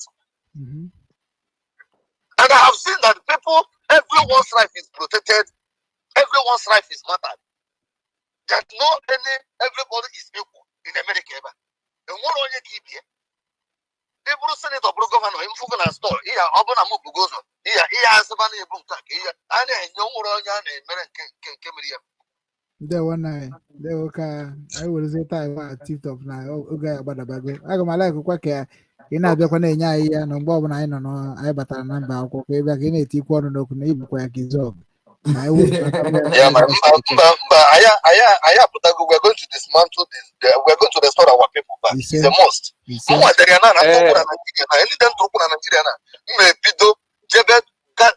based on people. Gaba to every place.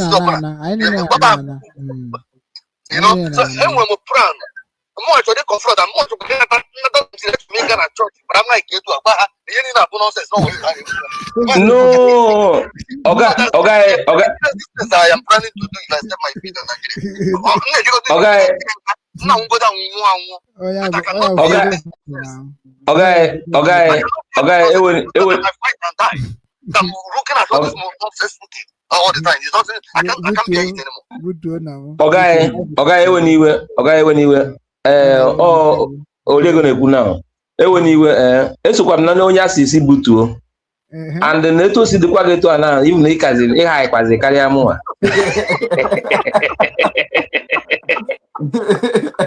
So,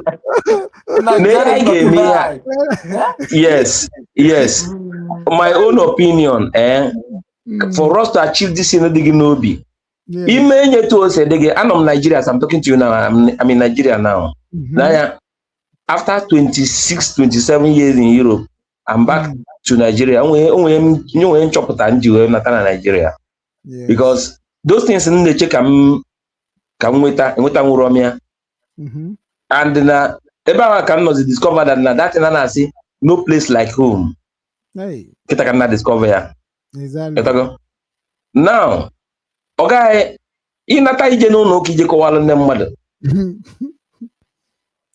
I started by saying that now a black nation not the good.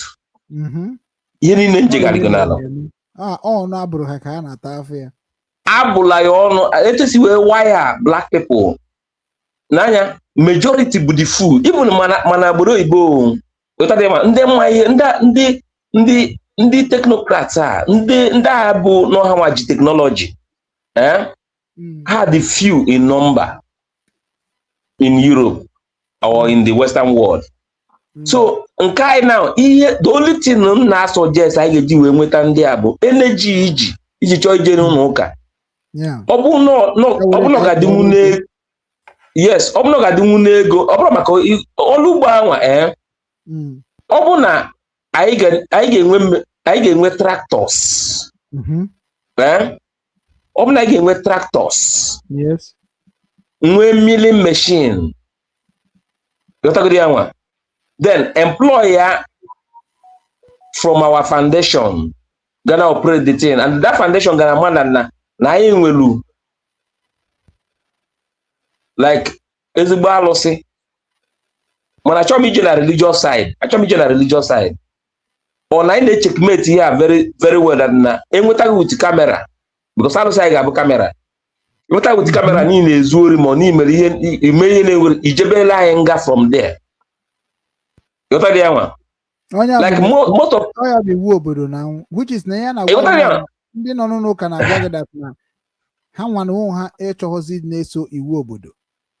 Onya bụ the problem anyị na-enwe now. Ha chọrọ na-eso iwu. Anyị eme problem anwa. Anyị eme problem ahụ ma ọ bụ like na anyị start ihe bara uru based on this technological aspect of life. Train people. Give example technology, because everything almost technology now. Correct. No, let me start from the agricultural aspect of it, like as you mentioned. Now, the foundation, the movement, just like here, Matthias name now Nanibo. Let me tell you, Matthias might be carried away as a human being because no, he will like it. Mona my brother nke akpọrọ amamebosi webo your Germany ko America. Iwe say we eto ko say we m nwanne anyị nwoke na side ajụọ. Ya na-eme Matthias, because Matthias was able to unveil a lot of things. Matthias was able to establish hospitals na-azọ ndị mmadụ ka na-ezuzu iri. Then like hospital kpọọ ofu idiot ọbịa nwụsịa nwa ọ nọ ebe ahụ na-ekpe chaplet ma ọ na-ekene Jesus and ọbịa mụ nwa free. I don't know where I'm getting the point of annoyance of Matthias Ezeaku. Ndị mere operation kidney. Oriego, onwe ihe ga-ajụgodo gị n'ihe anyị na-ekwu now. Like ka m jụgodo gị like ọ bụ mgbe ahụ ị bidoro na-agụ akwụkwọ, like ka m were eketa na ahụ mgbe ị bịara na Dutchland, nwetago ịmarago the structure of Dutchland. So like anyị nwa bịara ebe a kịta na ahụ asịrị anyị na ga-eme anyị integration. So integration a ga-eme anyị bụ ka anyị mụta the language, basic language anyị ga-eji wee na-aghọta ihe obodo na-akọwa.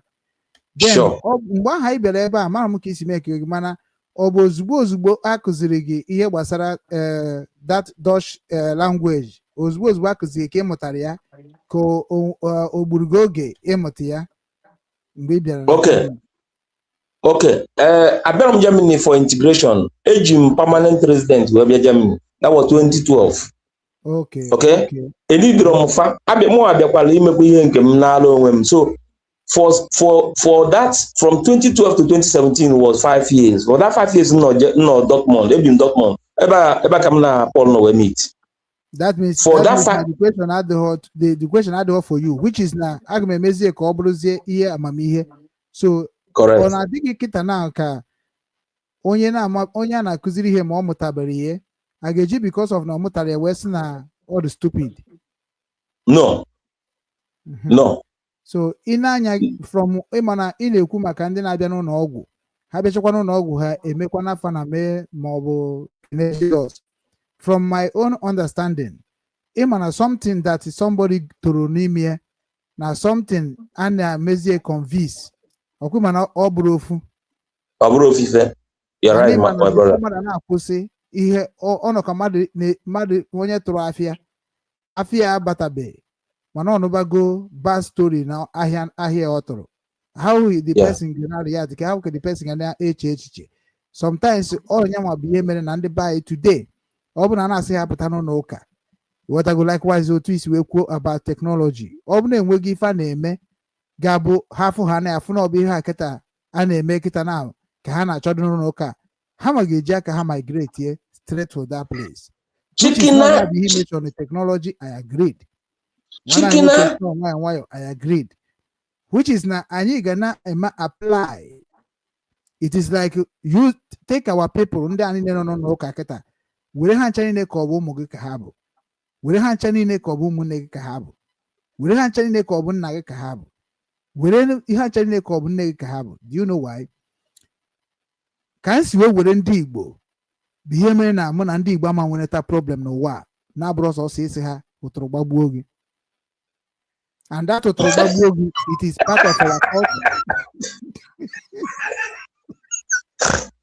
It's part of our culture. Mụ na nnọkọta sị m ohe Nsụka tigbuo gị there, Amadioha tigbuo gị there, Agbarakata tigbuo gị there. So that is like a sign of you are going in a wrong channel.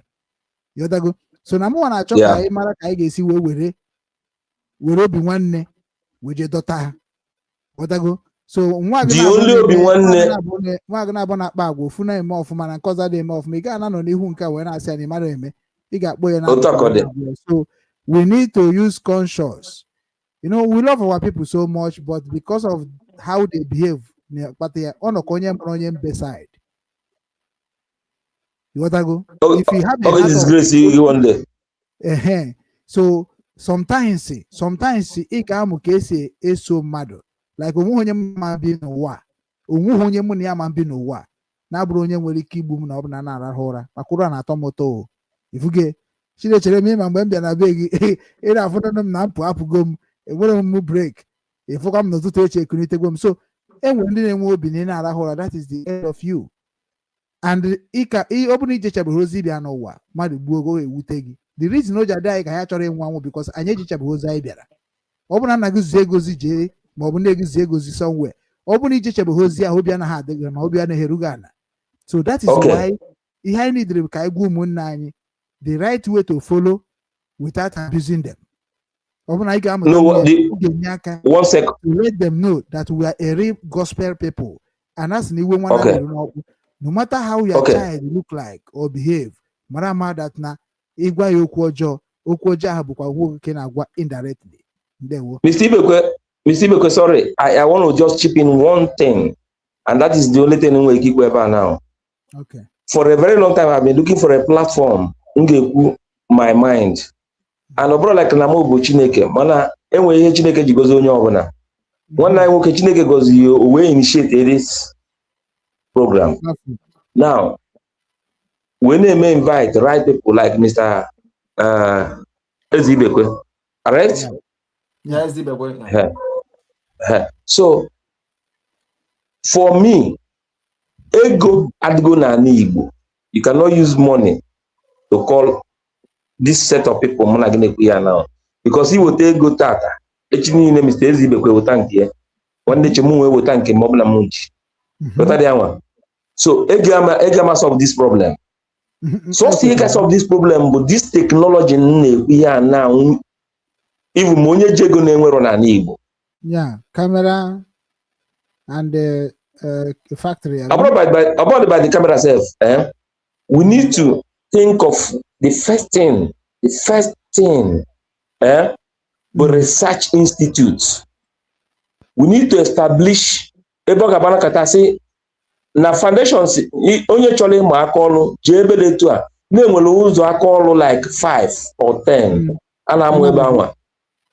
And na ị ga-gosi unu ya free. Ọ bụ na foundation can afford that. It will be a journey of today or journey of one day. Onye ka nwanne anyị nwoke na-agwa gị na onye nwa bụ nke ọbịa kwuru ọ chọrọ imepe ebe ọ ga na-akụzi ndị be anyị reality of Christianity and reality of tradition and culture. Na ya bụ ndị Christianity nke Christianity a ekwere okwube na m na ya enwe problem na ebe a and ebe na nke Christianity ka na-ekwu ya na Christianity enwere anything good o wetara na bai. But ị ga-agwa na ndị ejigoro wee saa isi ị ga-agwa na ya ụgwọ azara ọ nwere onye ọbụla si wee bịa nke ka anyị na-aghọta onwe anyị ndị ụmụnne m chalụ nka ihe mee bụ na asịkwa gị butukwa ọzọ maka na mmadụ niile ama gbacha speed I believe you. And ihe niile abụrụ ihe a na-ekwu n'ihu akwụkwọ maka na ndị be anyị program anyị na-eme tata ị ga-afụ na people nwee ike afọ ya they don't care mana ha ga-prefer ịnọ na ebe a na-akọ sị gị na ụmụ nwaanyị mere nke a ndị ụmụ nwaanyị nọ na dia na ọ na TikTok yes because they don't care. So when you are about to save people that don't care, there is a way how shall save those people and they deal with these people. I'm a political man in nature. I told you this in the light and the right time. Ihe na-achọ na a ga-eme adigo. Mana ọ bụ na emere ya ọfụma.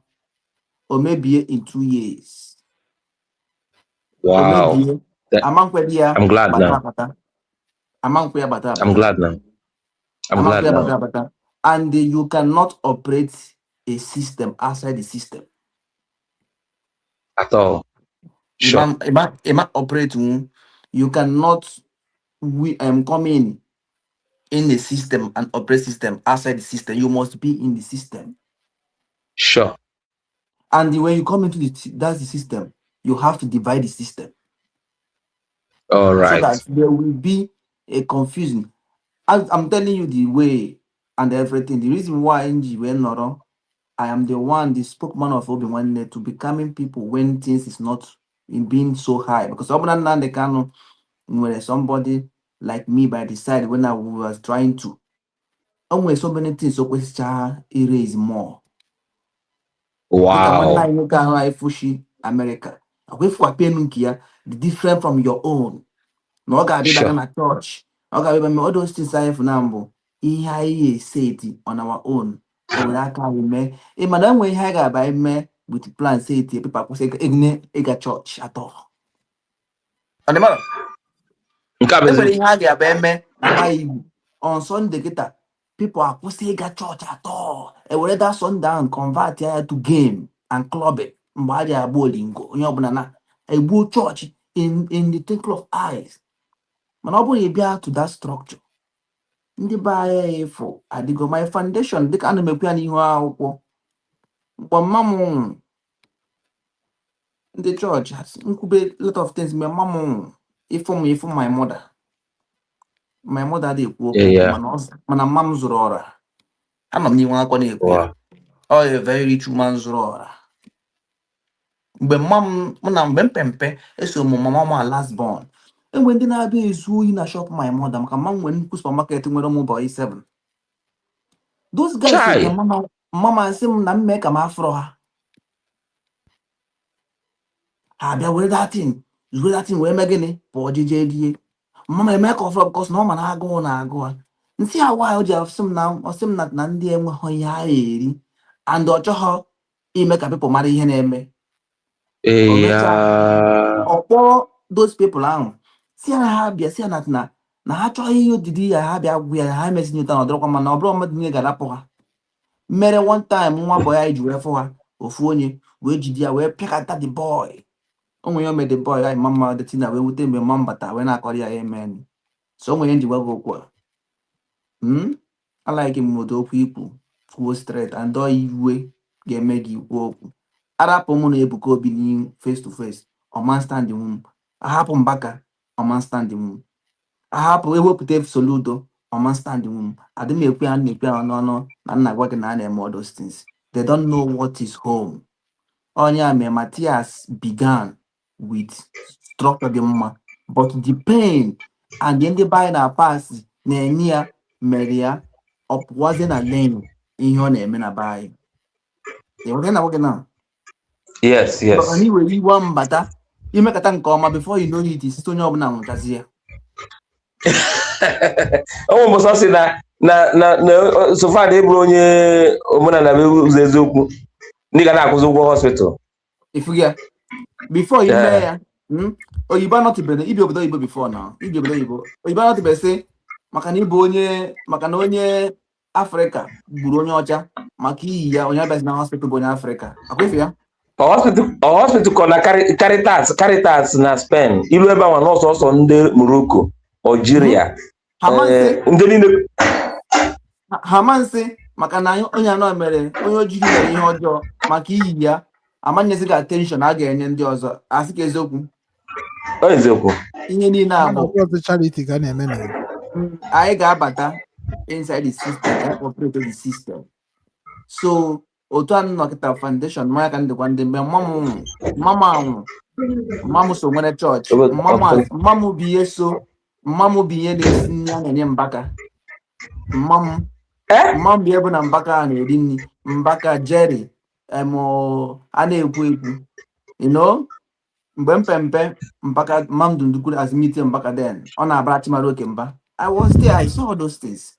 Mgbe my mother anwụ ndị chọọchị si na amani my mother ha si na amani my mother bịa na ego niile ahụ agwa m fọsisi tinye my mother na my mother adịgo satisfied. So my foundation na mepea n'ihu akwụkwọ nwụọ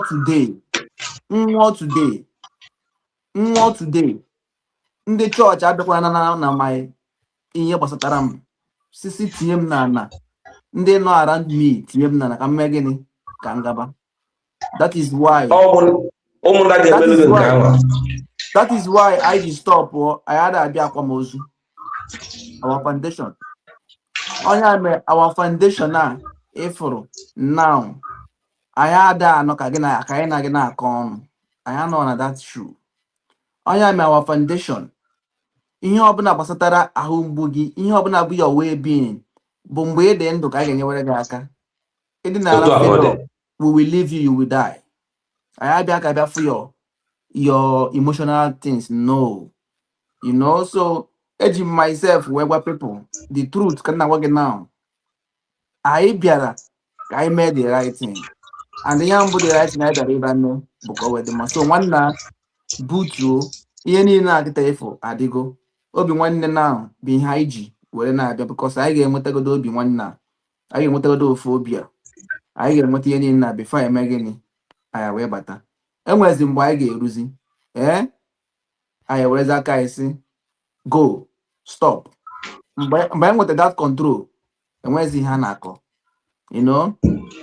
enwezi ihe a na-akọ so ma nwanne anyị nwoke nke nọ Amerịka onye ọbụla ga-ebutu ka anyị bịa otu akịta anụ anyị fụrụ n'ọsọ na onye ọbịa ejụọ kedu plan anyị ji kedu ka anyị si eme ihe dị na ya unu eserezi nyerezi aka na ahazizi azụ anya na-abịa before you know it anyị nidiri iji ụmụ zombi gbasa ndị zombi ọgụ maka na ndị abụgo erigo ndị a ndị baịbụl ka zombi ọgụmata zombi na abụọ inoze ka zombi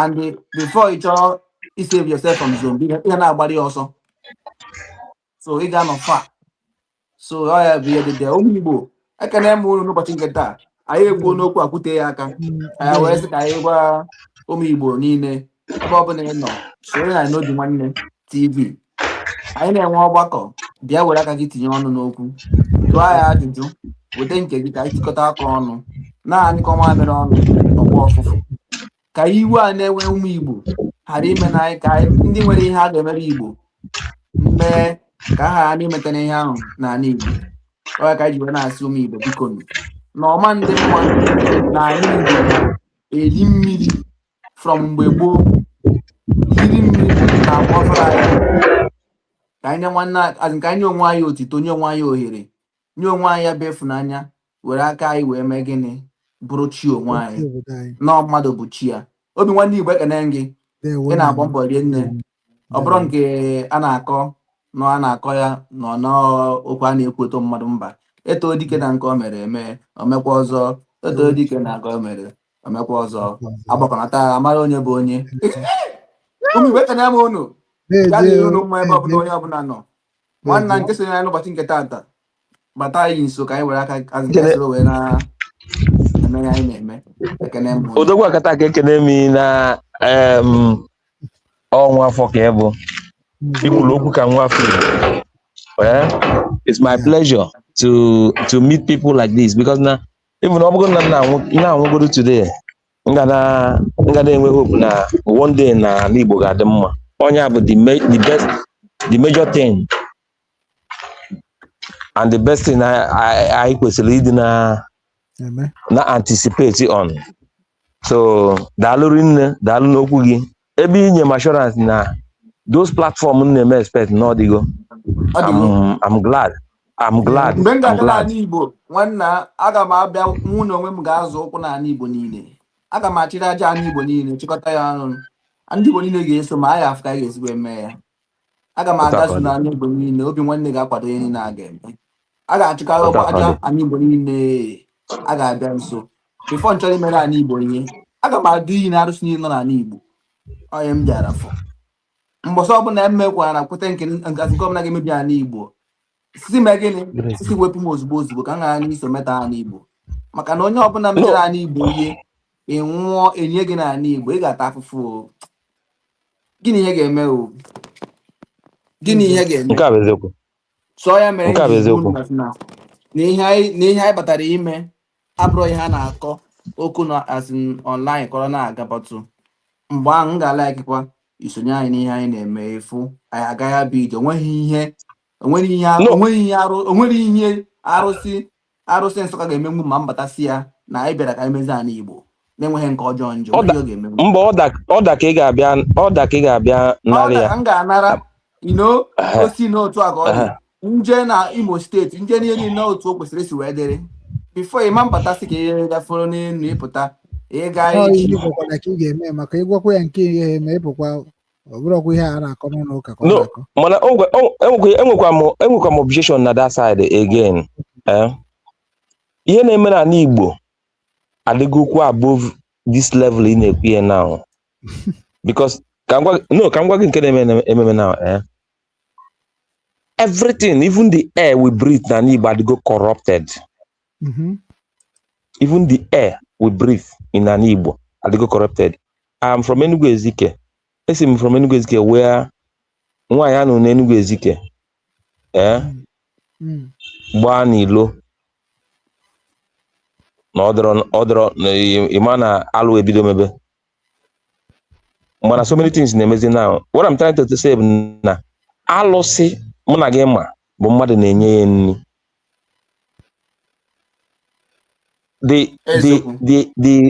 The science inside, because people may grow scientifically in the world and they grow na the spiritual realm, because here is all about spirituality, and when it comes to that spirituality, can determine or can tell you what to do. That is where Alosi Okija, my wife Bonyo Okija. I know so many things about Alosi Okija. That is where nji na-agwa gị na alụsịzi abụzie mụ na gị na-eche ka ọ bụ if eventually anyị menwuo agree ka anyị weta ihe ga-adị different from alụsị Jesus and any other thing that onye ọbụla na-follow that thing ga-follow our rules and regulations because even my alụsị and every other thing the rules that made them you have to create rules. You understand me? You have to create rules. You understand me? So ọ bụ like na anyị weta technology o nwere ihe Trump kwuru the other day na ndị mmadụ na-asị ya na China ji mee nka China mee nka. Well, so far that do you know how many flights Chinese flight that was grounded ọ bụ Boeing jụ na ha melebe fa pass. That is when technology comes in. So if that na ihe ji aba mba technology, that is America is the owner of Boeing. Now the government gave Boeing order, don't supply any spare parts of Boeing flight to Chinese air transport or whatever. However, ground over 400 and something flights. We oversee America biko, America different condition. So technology is the only thing we are talking about. You have like Ebuka Who is Ebuka? Ebuka is just a scammer who was able to have his way. Which you know about Orie. America send the 4 billion. Nah, which so, bank? My Which brother. bank? One now. Which bank? Here the number. I can't go. What I go? Here na what number? Eh? Here I get to number. Here I live number by law. I had to live by law. I'm waiting all So by law. any goes in a mission near anyhow because I had to go the Kaide Kotono. I be Kotoziono, Ndikule Nekwe, Nifa Equere. If I were Automatically, oh, ndị abụndị kwere n'ihe anyị kwere ka anyị na ha ga na-ekwekọ na-arụkọ na-afụ ka anyị si eme ife na-afụkwa ka anyị si eme maka na ekike anyị ga-adị iche, okwu ọnụ anyị ga-adị iche, njem ọkpa anyị ga-adị iche, enyemekọrịta onwe anyị ga-adị iche, nrikọta ọnụ anyị ga-adị iche, fuge ka anyị si eme ihe ọbụla anyị ga na-eme ga na-adị iche. So onye nwa bụ ihe ga na-eme ka ndị ọzọ na-amata ka anyị si eme ewere anyị merezi example. So na anyị nwa ga na-akpali ha akpali anyị ga-eji esetikwara example how the Christian preach for those that don't understand the word of God. So anyị ga-anọkwa ka ndị evangelism, anyị ga-anọkwa ka ndị ọrụ, anyị ga-anọkwa ka ndị nkụzi, anyị ga-anọkwa ka ndị nchekwa, anyị ga-anọkwa ka ndị ọkaiwu, anyị ga-anọkwa ka ndị agha, anyị ga-anọkwa ka otu ahụ ndị ọbụla sa nọ n'obodo anyị ga-anọkwa otu ahụ. So that is why we are calling the Igbo youth movement to join us so that we can plan it together and divide the work so that everybody. Ihe I need the research institute. Ihe I need the research it. Okay. Ihe adigo nwanna ihe adigo. Asị na ihe adigo. Ihe ga-abata. I know my father. Ihe mere ji sị gị na ga-abata n'ala Igbo. M ga-azụ nyụkwụ n'ala Igbo niile. Ọ na gị nwa na oge bụ ihe anyị emebe ihe anyị chọrọ ime. Ọ na-ịmara obe nna gị? The problem not by now. The problem not by now. Agafego ma be nna gị ma ọ na-ịmara be nna gị. Ihe anyị dị ihe anyị ga-ejide ịma na nwata ijide akara nwata na-abịa gị nso. Because onye m kwukwara n'ọnụ here say that na anyị need onye ọbụla kwuo ihe ọ na-eme na ihe anyị ga-eji now bụ like agwangana maybe go na western world. I need to pull okay abigo na n'obodo ndị ọcha I need iji through ma ụmụ anyị and every other thing we pull those things anyị na-agbaje ka anyị jefu na be ndị ọcha wute abai at least onye be anyị onye ụmụ anyị ma ebe na-amụ aka ọlụ ebe na discover so many things if that na nwa ga-esi na n'ụlọ akwụkwọ pụta ọ sị gị papa na ọkụ a na tabili anya na onwe ya abegota ya mee the thing ọ na-enwe ọkụ steady ijide ihe nwatakịrị chọrọ ọ chọrọ go bịaba onye bụ ofu anyị na-ekwu na research institute mana anyị nwere ego nke mbụ bụ na anyị chọrọ ka ọ bụrụ ihe a na-eme village to village. So ịbịa na every village o nwere ihe a na-akpọ hall obodo. Then ịbịa na hall obodo ahụ ebe a ka ndị youth obodo a ga na-agbakọ. Then enwe onye mara ihe ahụ ị na-ekwu kịta now bụ technology bụ institution. Then onye ahụ bụ ihe ga na-abịa agwa ndị obodo ahụ what are what they going to do to save their life. You understand me? Okay, when you were the level I on here now, about that level. Can go get name now. Yes, like na join me here now. We start from states.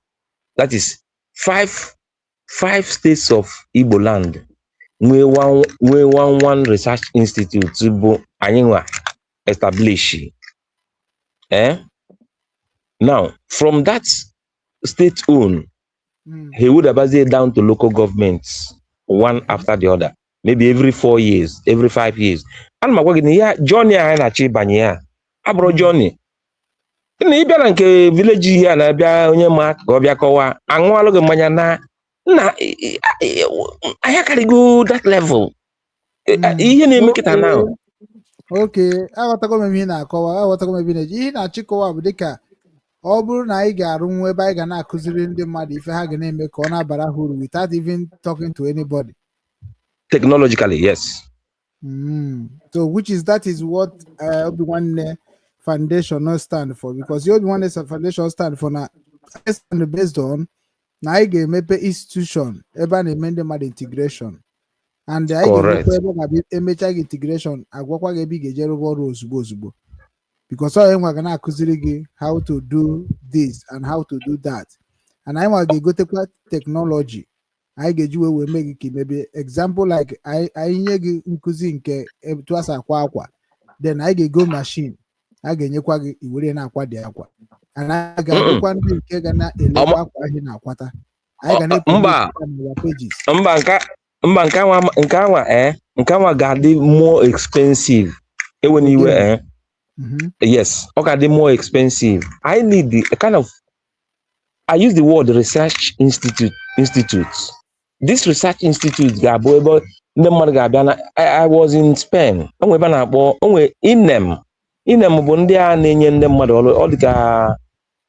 German. I'm coming. I will remember it in German. So those job center, kind of job center. Even a job center in German, will like they have an institutions will even the modern age, my banner more and the banner researches other things. It talk Yana Spain is in them. Okay? In them, when we be like it out of work, how go be a bag more. Eba can a jam my wedding. Ma even wedding the two types, wedding in Mmiri and wedding on the ordinary wedding. Huh? Nwanne o nwere onye batara no chief otu onye na America. So o just bata anọdụ kwa kono audio. So Chinechere m Chief Chika Daniel batara. So Chief Chika Daniel anyị na-ekene gị na-anabatakwa n'obi ebe anyị na-ekwu maka ọdịmma nke ndị Igbo na njikọ nkume Igbo n'ụwa niile. Dejeo. Thank you. Okay, it was a happens Obi. Nwanna emeno bụ na ihe niile adịchago asị gị butu. Ọ bụrụ ya ekwu ka chief kwuo gị nwa wee keneze chief wee nabazie na ọka esi eme na. Ngwan chief ya kwuo before na apụ n'abalị. Ekele ni ịma na onye anọrọ ike na wee ni ozu na-esi n'ọgbọwala abụọ. Mana ekele ka na-ekene unu, ekene onye ọbụla. Arizona, the program abatara m mgbe o bido, I'm sorry because o wee benjere. Ọ bụrụ na m batara na the program ma nwee my contribute. So ekele m everybody and n'ike nke Chineke anyone else I ga-emezi next time ma bata na ya mma. Okay. Amen. Ndewo. Chief Demo. Ndewo. Yes. Ndewo chief. Kekwana fagi ewe niwe. Mwa bu Chief Daniel Chika, mwa bu onye ọka. Okay. Mụnwa bụ Ikenna. Mụnwa bụ Ikenna Usaoye, onye Enugu Ezike. Okay, Enugu Ezike. Okay, Nsukka. Okay. Yes. Okay. Okay. Mụnwa anọ m US, anọ m Texas. Okay. Anọ m Nigeria now, but ebezi m na Madrid. Okay, good. Very good. Yeah. It's a pleasure. My pleasure too. Yeah. Chief ndewo. Anyị kene at least mana efugono ka anyị si akpakọ na anyị anọ na 2 hours ka anyị kwuru anyị ga-anọ ya ka Chinechere m ka ọ bakwa another work ịmara obodo oyibo anyị nọ na time ka eji eme ife ọbụla so automatically ana m ekene onye ọbụla bịara nọnyere anyị n'ụbọchị taa ma Oriego na Ukego nwanne anyị nwoke ọ nọkwa na ebe m na ya nọ meet ya bụ na Nsukka kedu ya na ebe Nsukka Diaspora Union. So anaghị ebe akwa ka onye otu ya wee bekwe ka mara na-ekwe ka ọ dị anyị wee bịa ọbụna Nsukka wee kpọba nkata so ka anyị na-akpazi nkata ka ya nwere wee ji wee sị ka ya bịa soro anyị wee marakwa ka ihe si aga n'ihe anyị na-akpa nkata ya so ekene na-asụkwa ya gasị ya na-anọrọkwa ọfụma na platfọm Igbo niile platfọm wepụtara Igbo na mma platfọm mere ka ndị be anyị bịa were ewe kwube eziokwu ka ọ dị onye atụ na-asị bikos na onye kwujoro nwanne ya ekwujoro onwe ya onye gburu nwanne ya egburu onwe ya onye ghọrịrị nwanne ya ghọrịrị onwe ya so afọrọ m ihe anyị na-esere okwu na-abụrụ na onye ọbụla kwukwere nke bụ eziokwu bụ dochia so ana m ekene Chinechere m na-asị ngwa ikenezi ụmụnne gị werezie aka gị nabazie then ndị ọzọkwa anyị na-ekene onwe anyị na-ana one by one anyị anachakwa maka na onye bịara afịa ga na-ana ekene m unu ụmụ Igbo asị m unu nke onye were ya jidesie ike nke bụ nke ọma ị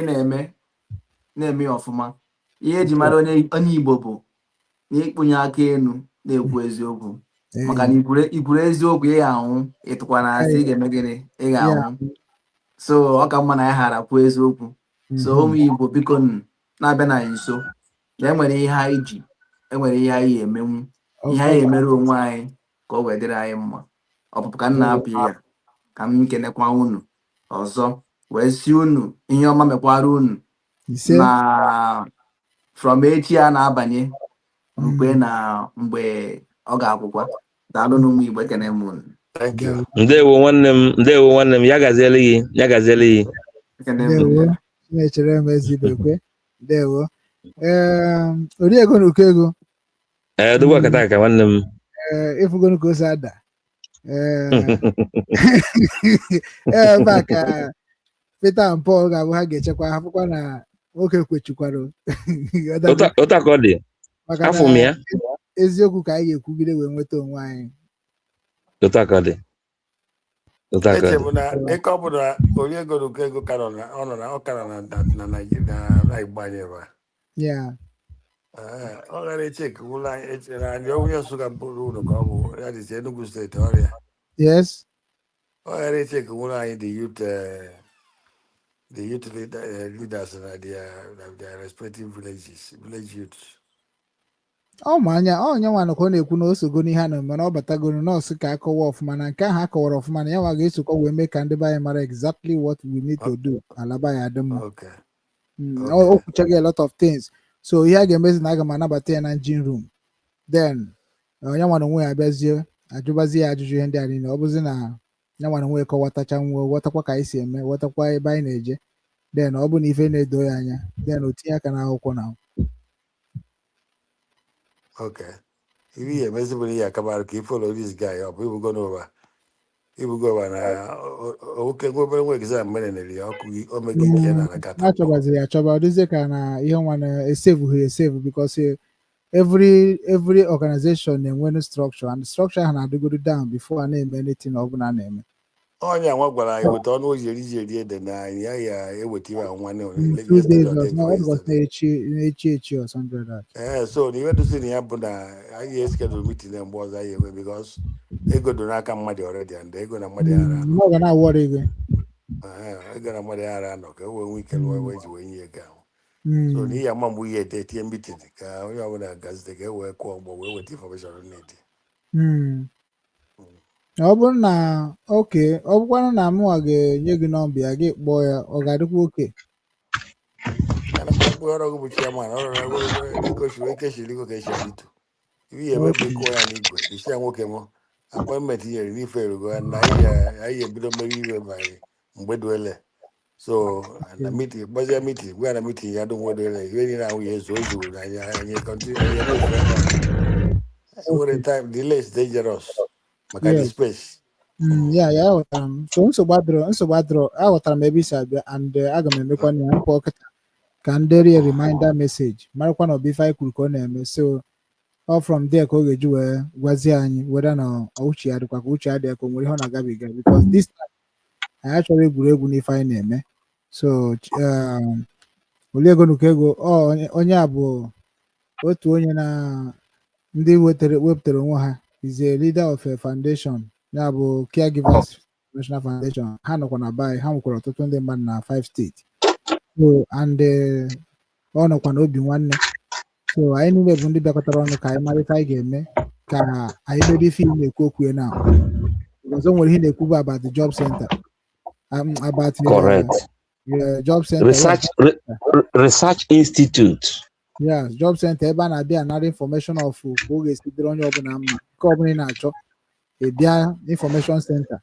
then akụzichara gị ife ahụ gwacha ka ọ ga-esi dị then agwakwa gị ebe ị ga-eje mebie so all those things bụ ife anyị na-ekwu nke onye ma anyị abatazie so otu ọ bụ research center bụ nke dị n'isi na ebe na-etinye na ị ga-direct nwe onye ka ọ na ha akọwa eburuzi onye ga-abịa direct ya ka ọ dị ka otu ahụ o si dị gị n'isi because otu isi ekwu okwu na-atụ ya aka enwere ife dị n'ime ya so o nwekwara ndị ọ bụ ife ọzọ bụ ife dị ha n'ime so a ga-enwecha that kind thing in different way which is in this Germany anyị nọ n'ime ya enwere many institution enwere ebe a na-ajụ maka obodo enwere ebe a na-ajụ maka ọrụ aka enwere ebe a na-ajụ maka ịmụ akwụkwọ enwere ebe a na-ajụ maka ichekwa obodo enwere ebe a na-ajụ maka iso wee na-enyere obodo aka so ihe ndị a niile bụ institution anọ ha ncha niile bi anyị na-ekwu okwu na anyị ga-arụchara ya ọfịs ebe ndị mmadụ ga na-abịa na-ajụ ajụjụ ma na-enweta fọm na ha chọrọ ivi na onwe ihe mere n'obodo ọkwa ebe ahụ ka a ga-akpọ wee gwakwa ha na-ekwu ihe na-emere ka e wee nwee ike ịtụsa ya n'ụwa niile so onye bụ ife niile ahụ Obinwannem ji wee bute midia m butere na ọ bụ ka anyị wee gbaa mbọ fụdat na ihe ọbụla onye ọbụla chọrọ ụda ka a ga na-emeri ya n'ala Igbo so o rugo mgbe anyị ga-agba ikwu okwu anyị emeghe ka anyị si wee kwuo ọ bụrụ na ihe anyị ga-anata gọọmenti ga-agbakwa ka nata ya gọọmenti nke taa ka nke echi ha ga-enye anyị wee nyere ndị be anyị aka bịkọta ndị be anyị niile n'oge na-erite ego ụgwọ ọnwa n'ihe na-eme na be anyị oke nwanne mmadụ ekene m chief ekenekwa m ebe ọgwụfe ihe anyị na-ekwu ya na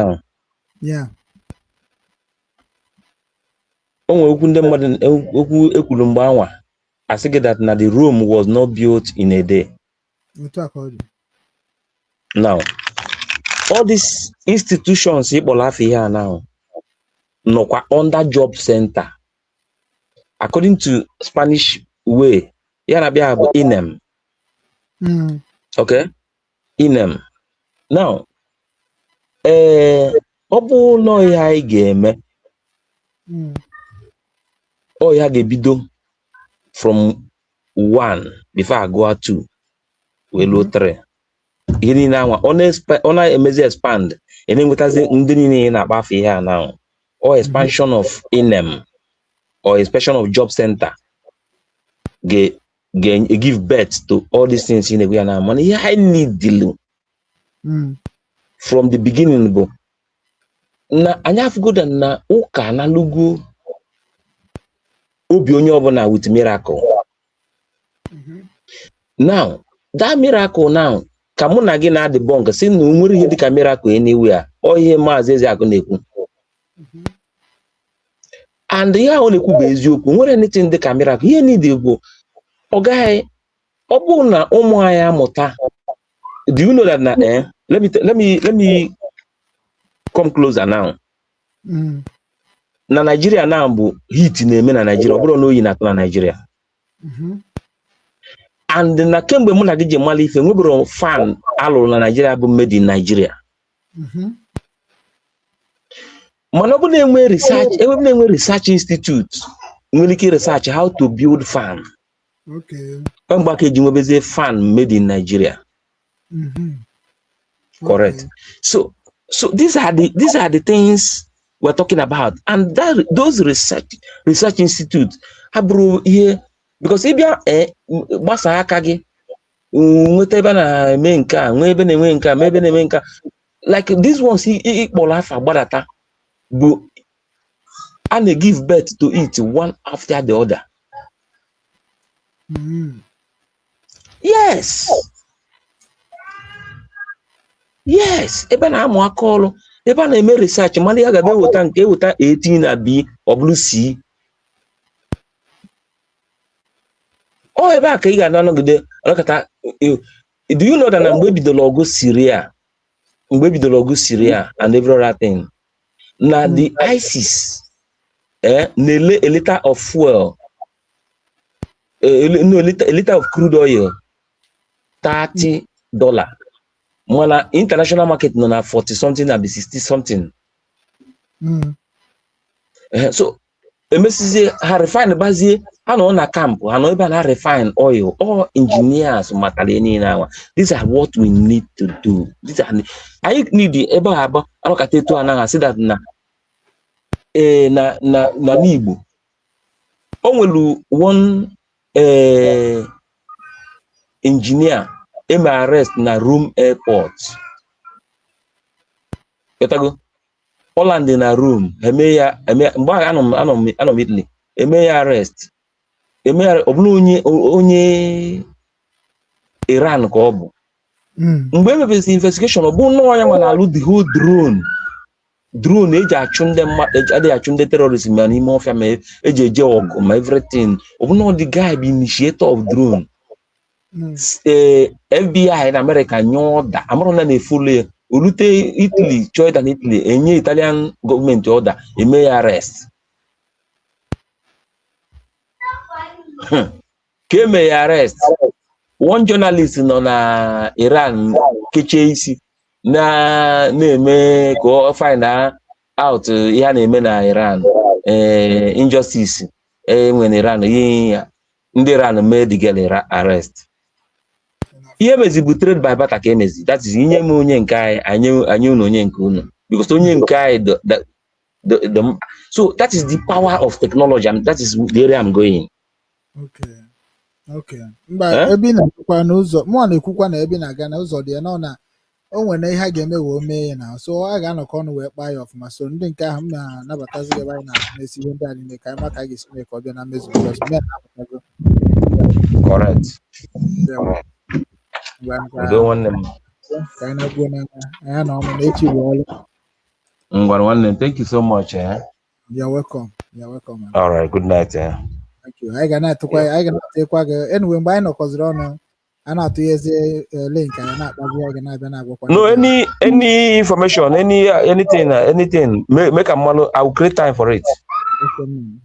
Daalụ, Deje. All right, one Deje, one them. Anyaleka. All right, good night.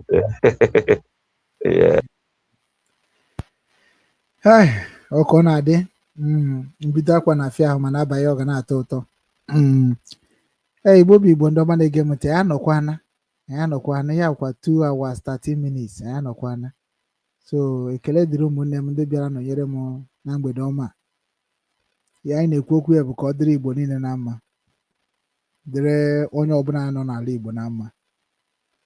Ebe ọbụla ị nọ n'ụwa niile, fụ nwanne gị bụrụ onye Igbo.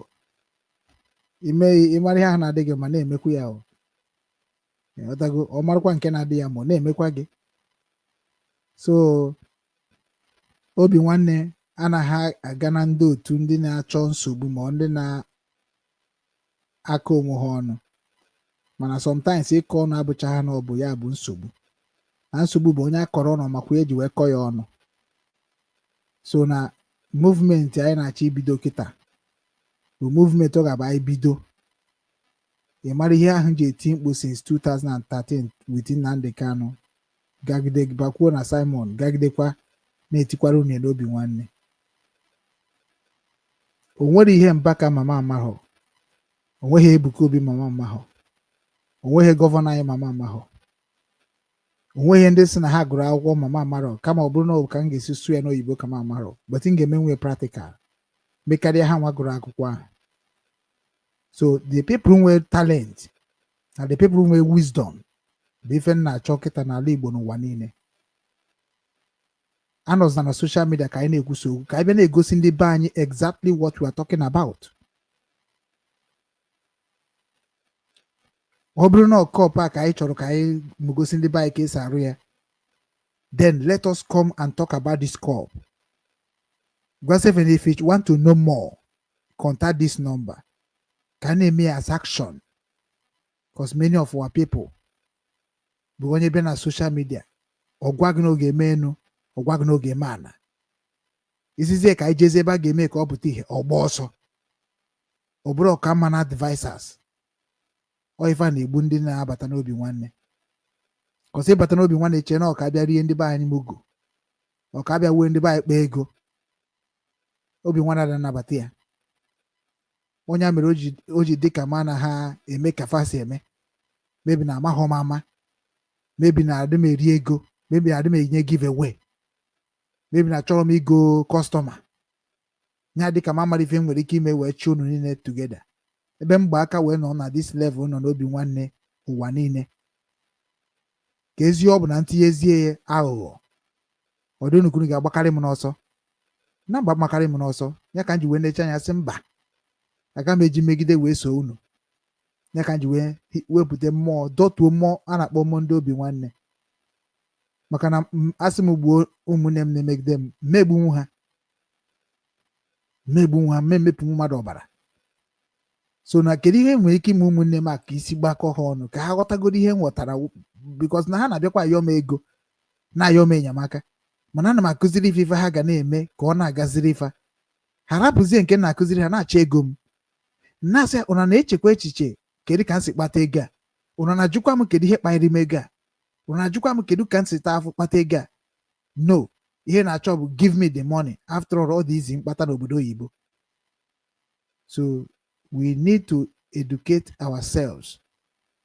Ihe ahụ ma gwa ya nwanne gị ihe ahụ ka isi enweta gwa ya nwanne gị ka o soro wee na-enweta ya ka ọ rapụ ịbụ ihe ofu onye na-enweta onye ọzọ na-ewere ya anya ọkụ. Many of our people have corrupt but ya ma jebe na ndị dị corrupt ya ga-ejebe bụ na ị mara na ị laikiri ihe a na-eme bata na-ekwe iwu na-eso ha. Ọ bụ na ikweta na iwu ahụ na-eso ha then gị join ya maka na anyị ga-akụzi ka esi achị ọchịchị. Anyị ga-akụzi ọtụtụ ihe dị iche iche. Anyị ga-eme gị ka ị mara dat na ihe ahụ anyị na-agwa gị ndị ụka na-adị emete anyị chọrọ ịdị na-emete ya. Ị ga-ata onwe gị afụ bifo ị nwetebe ihe na-achọ. Ị ga-adada na ibi na ego dago nne ị ga-ata afụ wee mee ka ego ahụ bụrụkwa ihe ga-adịgide gị n'aka. So enwere mgbe a ga-abịa na-agwa gị ihe dị na Baịbụl na-agwa gị ihe dị na n'obodo oyibo ma ị nọ n'ala Igbo na-agwa gị ihe dị na mgbe gboo. O nwere ihe ndị a niile ga-enyere gị aka na-abụrụ nke ahụ bụ nke ga-enyere gị aka ka iwe wee dịkwa ndụ ọzọ. Ọ bụrụ ya bụ iri nri, iyi akwa, ịnya moto, ịnya basikọrọ, ịkpa egwu.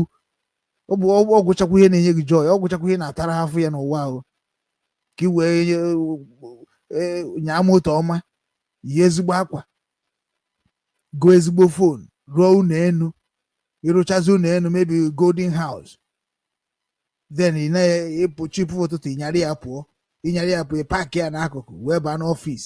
Ịba n'ọfịs na-emegharị aka na-ataịpụ akwụkwọ na-ede ihe ederede na-ede ihe ndị mmadụ mere eme. Imecha ya gị bakwa moto gị ịnata gị rigoro n'ụlọ gị gị gbanye telivishọn na-ekiri Okechukwu ugbo na-ezi ozi ọma nke Chukwu. Ikirikata ike gwụ gị ya lara ụla ịlahụ ụlọ ịmanye na otu gị muvukwa gị jebe. Ihe ndị anyị na-eketa na kedu ebe obugeje kedu ebe ihe niile abụgeje. That is why you people do not understand the system of the white people. These people mere be for do not simple. Mana ndị be anyị chọrọ na-eme ka ọ na-afịa arụ. Ịbịa gị esi ndị mmadụ ji ekpebe ekpere ha kpebe ekpere mana gị nwana oge bụzi ihe na-eri ndị ekpere na-ekpete. Anụ ndị be anyị ga-abatakwa na sọpọt ife ndị a. Gị nwa na sọpọt ife ndị a jugodo onwe gị ajụjụ na otu ahụ ịsa sọpọtụ ndị a ị ga-achọ ka ụmụ gị dị ka ndị ahụ ị na-asọpọtụ na-akụziri ife. Like ịpụta gị na-asọpọtụ onye ma na ihe ahụ na-eme ndị mmadụ na-eme ya ụmụ gị na ọ ma dị gị ma kedu iji asọpọtụzi onye ahụ. ụmụ Igbo ga-apụta, ụmụ ikorobịa Igbo ga-apụta si na ha bụ ndị amụma. Amụma ha na-ebuzi bụ ịkpọkọ ụmụ mmadụ. Ịmakọna o nwere mgbe be anyị ị nweghị right to convince or confuse a child of person. Nwere mgbe ọ ga-abụ ị nwere ike ịgwa mmadụ okwu, nwere ike ịgwa nwa mmadụ okwu ma ị naghị excuse to their papa or mama. Mana kịta na ahụ emeghị ihe kịta na ahụ ọ dịzie ka safety say that na onwe ozo enwe onye na-aga n'ụzọ. Otu a kịta na ahụ ndị ụka ndị ụmụnna ya Ebuka Obi na Mbaka na Odumeje nọkọta obuoro gị amụma na ndị bụ nsogbu anyị bụ gọọmenti. Then Odumeje, what are you doing to make sure na that gọọmenti bụ nsogbu anyị na ha budobere nsogbu anyị? Ọ sị ikwue n'ọnụ ndị otu na-agbasasị ya. It doesn't make sense. Nnamdị ka na-ekwu na-akwụkarị unu niile ka ebe ọ nọ today. Ọ ebe na-ekele m the wise. You are a wise man. You tell them truth without fear. And na-akpuo jee ribe nwunye gị ọrụ, nenebe ụmụ gị, gbaa ebe telivishọn, ribe ego ndị ụka na-atụtara gị, ribe ndị ego ndị ọhịrị ahụ na-emegide anyị na gọọmenti na-eso na-enye gị, ije eme ite eso udo mbosi a. O nwere mgbe ị ga n'ebe ahụ ma ọ ga-agbacha gị arụ maka onye nwa na-eri ego obodo gị. Mbosi a gị nwa bụ Odumeje, anyị fụrụ gị ebe ijere jee miti ya Ọjị Ụzọ Kanụ. Anyị fụchara saịn inyechara den. Anyị fụrụ gị ebe ije mitie governor of Ebonyi State. You have been collecting money from all the politicians. Right now, gị bịa na-agwa anyị na Nigeria supposed to be doing this, Nigeria supposed to be doing that. But you are meeting the governor that is supposed to be doing what you are talking about. Why can't you talk to all the governors in a meet in Azo Odumeje? If the way unu is the wicked, and because our people are gullible, our people name who reason of our people who future, and that is why problem which didn't buy anime. You meet each and the governors here. Why can't you talk to these people? Okay, we kissing and talk to them. Then why can't you be mentioning their name? Say, Governor of Anambra State, Chukwuma Soludo, you are not working. And that you are not working, you will not go to that seat again. That is how a child of God speak. Even Jesus Christ was telling the whole Pharisees, leaders, what they're supposed to be doing for the masses. But Odumeje cannot stand boldly to talk to bad governors, to talk to bad leaders, to talk to even bad traditional rulers, to talk to even bad religion leaders.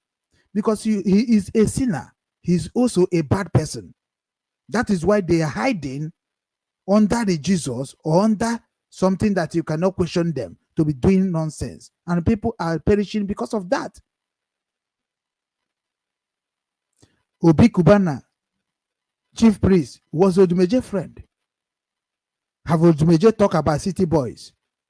Because Nandinya na make here on here. But autotro microphone na agwa Tinubu okwu anyhow. Autotro microphone na agwa ndị ọchịchị okwu anyhow.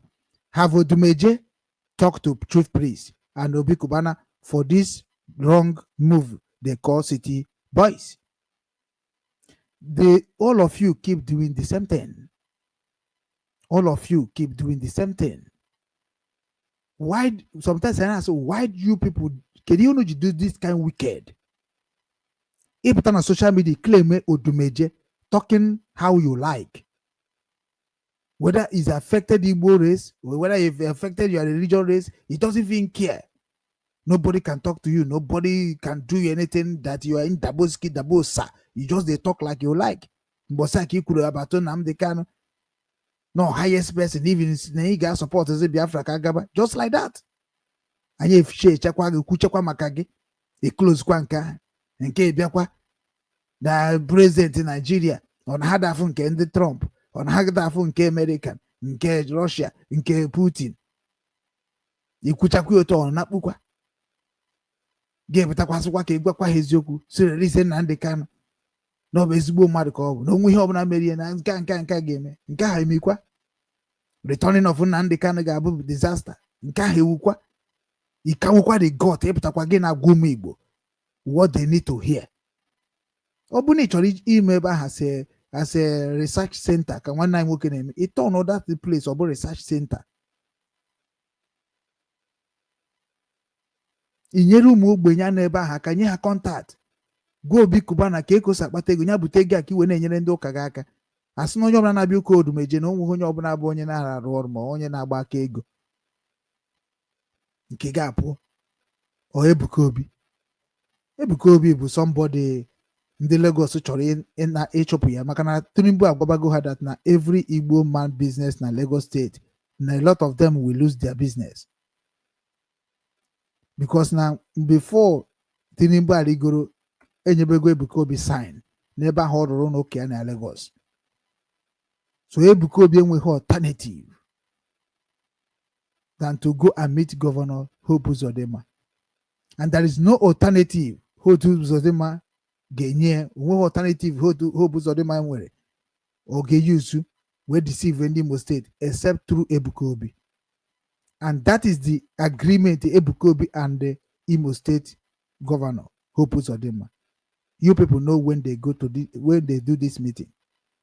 Today, Ebuka Obi signed agreement with Hope Uzodimma that APC will be ruling our Imo State and ruling part of Igbo land until Tinubu Achicha.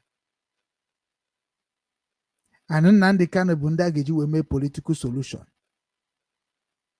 That na ọ bụ na egwu kaba akaba then imagine na mbosa ga-release Nnamdi Kanu a ga-agwa Ebuka Obi ka o buo na amụma because they was trying to release Nnamdi Kanu gwa ha Ebuka Obi buru na amụma last time but no nwere ihe bịa hook kwa ha n'onu agba break the thing pen na Ebuka Obi flash kwa Ebuka Obi memory down so n'ife ifuru a na-ewere Ebuka Obi na-ekpokọ ndị ụmụ Igbo ọnụ ọ ka ha ma na ha ga-ekpokọtanwu nke ga-agafe dị ihe Nnamdi Kanu mere enwetaghị na nke ga-agafe ihe Nnamdi Kanu mere ọ bụ na Nnamdi Kanu bịakwa mmekwu ihe ọhụụ ga-eme ọkwa Ebuka Obi nwere ike eyuzo ekesi yuzo Mbaka o kwuru si that na good luck is bad luck. The way they are using our religion leaders is the part of the reason I created Obinwannem Igbo TV. And ọ bụrụ ihe ọ ga-abụ na-agwa gị iwe mechie ntị gị na mgbe anyị ga-ewepụta akara igwe wepụta platform ị ga-eji wee nabata ka anyị kpaa ihe anyị na-akpọ ọnụ mee ya eme n'aka because ihe eji wee mara Obinwannem bụ ekwu eme ọ bụghị bịa na-akpọ m na nọmba m na-adịstọpụ m ka edi nke a no ị ga-eso n'ihe a na-eme ka Igbo dị mma anyị ga-ekweshọn ndị isi ụka anyị ga-ekweshọn ndị gọvanọ anyị ga-ekweshọn ndị igwe anyị ga-ekweshọn ndị eze anyị ga-ekweshọn ndị yutu anyị ga-ekweshọn ndị sekuriti anyị ga-ekweshọn everybody na-abata and na-apụ n'obodo anyị. We need to create people that are going to be asking every individual question of what you are doing. And we will take the permission from government, we take the permission from international community, we take the permission from African Union, we take the permission from all those people that is supporting Nigeria. Because we are not going to hide to do whatever we want to do in Igbo land. Kaigesi Wemande Bondojo is loading. City boys, unaneme city boy, unaneme village boys. No wahala now. I guess so kunu weme. Gwana ihunu neme. Uneme nke na ga do obodo ma yetibe mkpu now. We are not going to run away from politics of Igbo land. We are now queuing very, very faster. We are entering politics of Igbo land. We have to do it global. If our governors stop doing what we will tell them to be doing, immediately we release press release. If the governor did not stop what they are doing, there are people complaining, will we arrest all their children in abroad or stop them to be coming in any part of the world? I will not warn our governor 2 times. My people will not be writing one statement twice, although possible. That is why they say, before I join here, Obi-Wan. I need the Homo people to come and disturb me again. Ali Igbo must be good before 6 months, before this year end. Ali Igbo must be good. All those people be in more here gaputaniro. I gamanding on more here. Every villages, we need to talk to our forests. This is the time. Every youth that going to join the mission is going to be paid. maka na ọ bụ ndị agha ka anyị bụ. Agha nke anyị na-ejezi bụ agha ndị ikorobịa. Ụmụ agbọghọ na ụmụ ikorobịa erugo mgbe ha ga-apụta a na-esi nri n'igwe na-eri n'igwe na-enwe aṅụrị na-atọ our bushes because oge erugo mgbe anyị ga-agba wire balls to cover all the territory of Igbo land. That is part of the duty, and the whole Igbo people worldwide must support the project. And when you click, you will understand. We don't want to be hearing flani about on a technology world. So don't worry. When you are going to announce our movement, you are going to know the people that are behind the movement. And there is one thing I always tell my people. Okay, for unu wabunde kana eji Biafra wene egwu wayo. Unu wabunde kana chona ande kana ko oputa ki we mari hige mere ben nage. Unu wano wune cheka Simon we puta kuru we mari hunu gebe ben na unu. I appeal so that no one who get chigari focus to your village, focus to your village or your people. Or the very important, stop disturbing our people. Our people have wake up and they are willing to work. If you say you are government, help them as a government. If you say you are a religion, help them as a religion. Stop issuing a threat from outside abroad to our people. It is called exercising a terrorist act in the life of the people. When it will start, agaghị unu ugboro na-abụ na kponu na be nne na nna unu je mara unu ga-eji emego ndozi ebe anyị. Ọ bụghị ịpụta na social media were Biafra were destroy the mindset of people.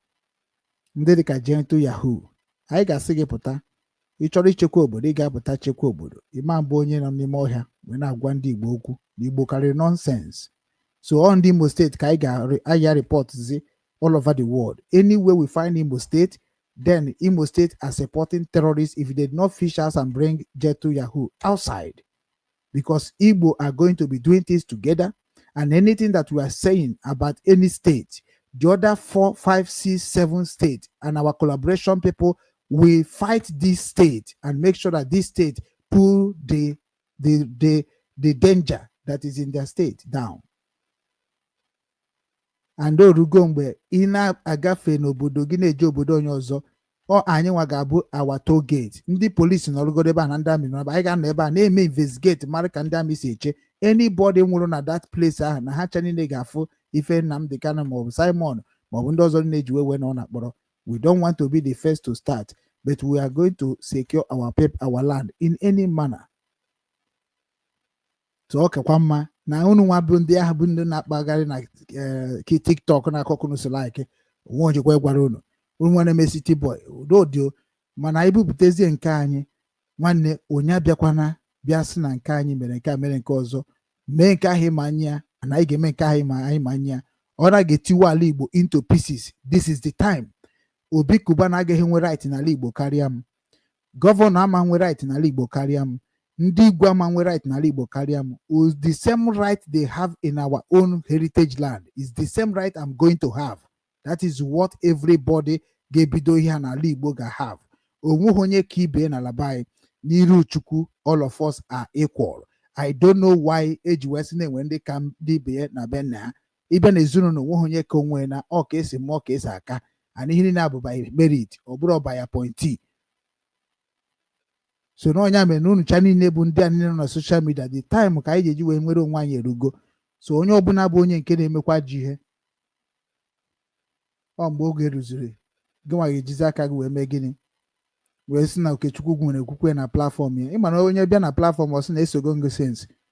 Isogo m maka Simon, isogo m maka Nnamdi Kanu, isobe m maka Nnamdi Kanu, isogo m maka Obinwannem, isobe m maka Obinwannem, isogo m maka ndị ụka m na-akọtọsi ọnụ before. I am the one. I am the first person wepụtara onwe m na-agwa Mbaka na ọdụghọkwa mma, na-agwa Odumeje na ọdụghọkwa mma, na-agwa Ebube Mọsọ na ọdụghọkwa mma before Ebuka etinyekwa isi nke ya, na-agwakwa Ivin ma Lazarus Moka na ọdụghọkwa mma, na-agwa Chibụzọ na ọdụghọkwa mma, na-agwacha ụmụnne anyị niile abụ ndị kpokochara ụmụnne anyị wee na-akọrọ ha ochie na ọhụrụ na ọdụrọkwa mma. Because na onye ọbụla bịa na-agwa mmadụ okwu na-enye mmadụ advice ma ọ na-enye solution, ọ dịkwa ka onye na-egbu mkpụrụ obi mmadụ. Ifunu na-eme bụ ihe dị njọ, ọ na-emebi ndị obodo. Toghe na ụmụnna anyị na-agbụ ka ha naba. Ndị isi ụka Togenu ụmụnna na-agbụ ka ha naba. They have suffered too much. They have cried too much.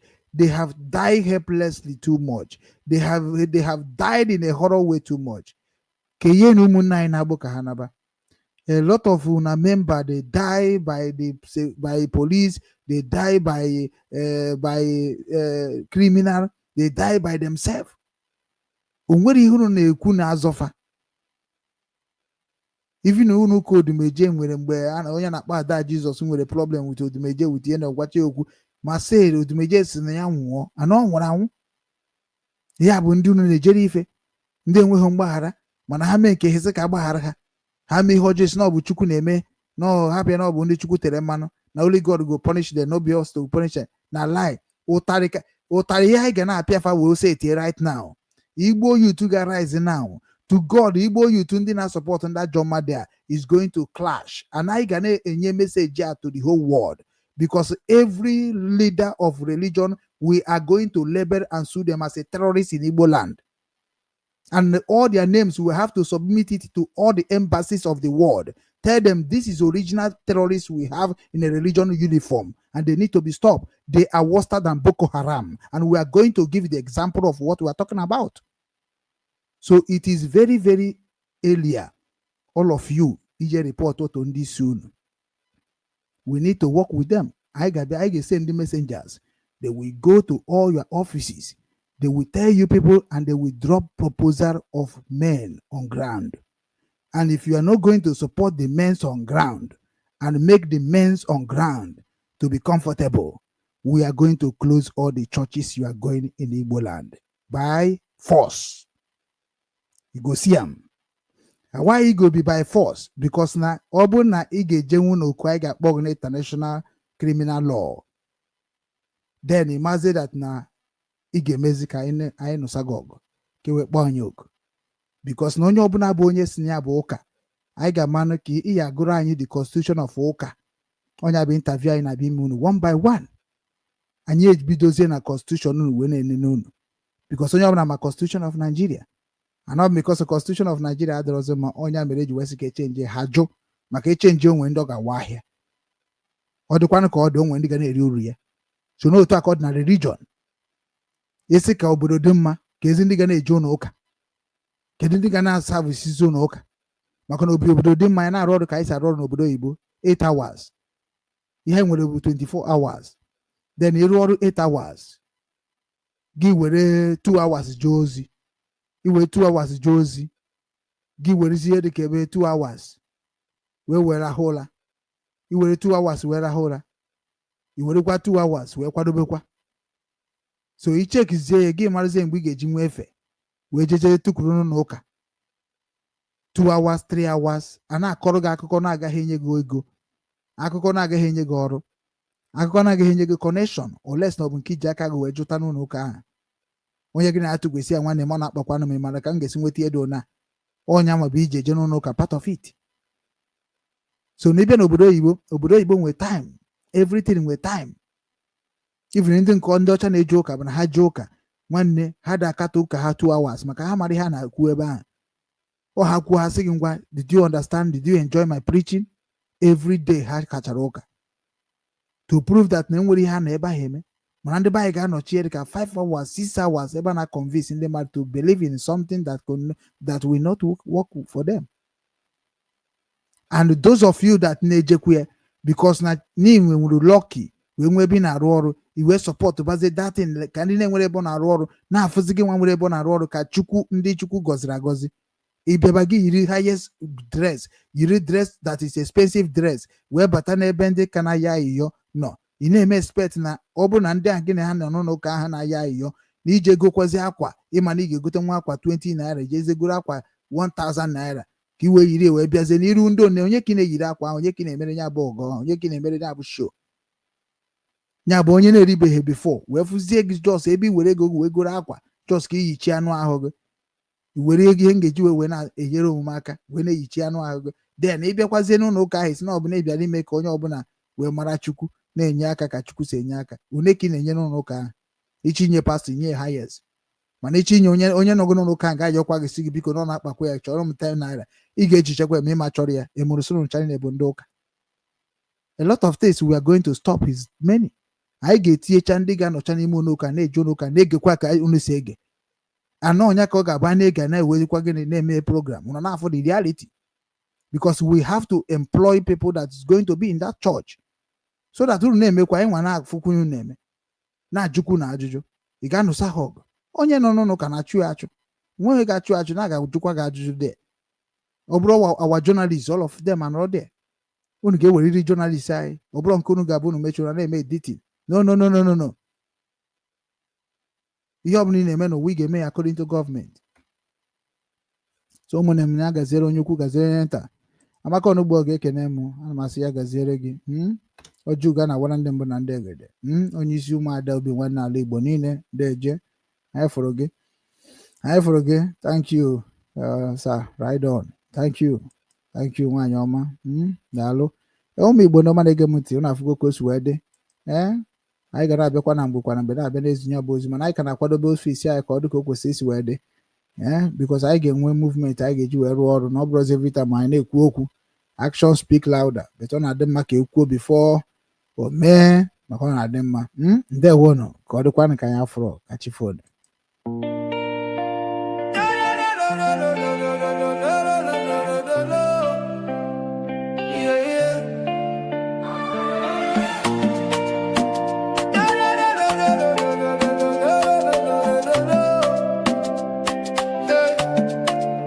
From the streets of Hamburg, across the deep blue sea, a message for the children, for you and for me. Obinwannem is calling, can you hear the sound? The roots of our fathers are being found. We know they forget where we come from. The strength of a lion, the beat of the drum.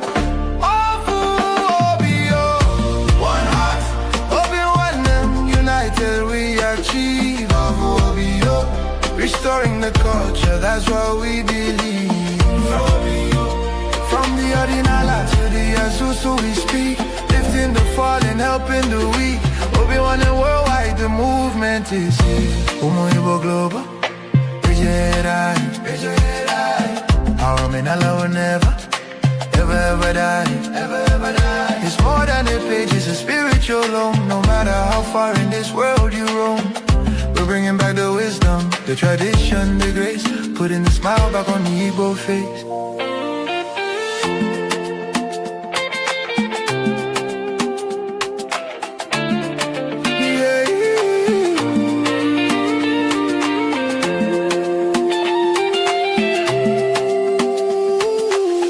A high energy.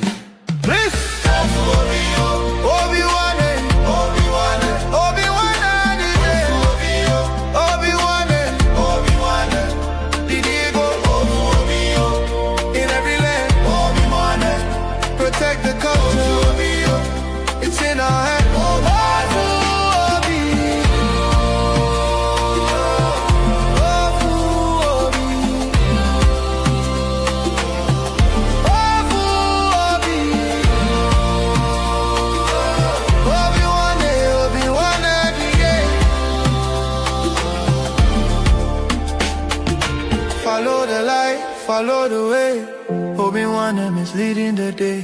Keep the fire burning, keep the language strong. This is where we all belong. Again, it fades out with a final celebration.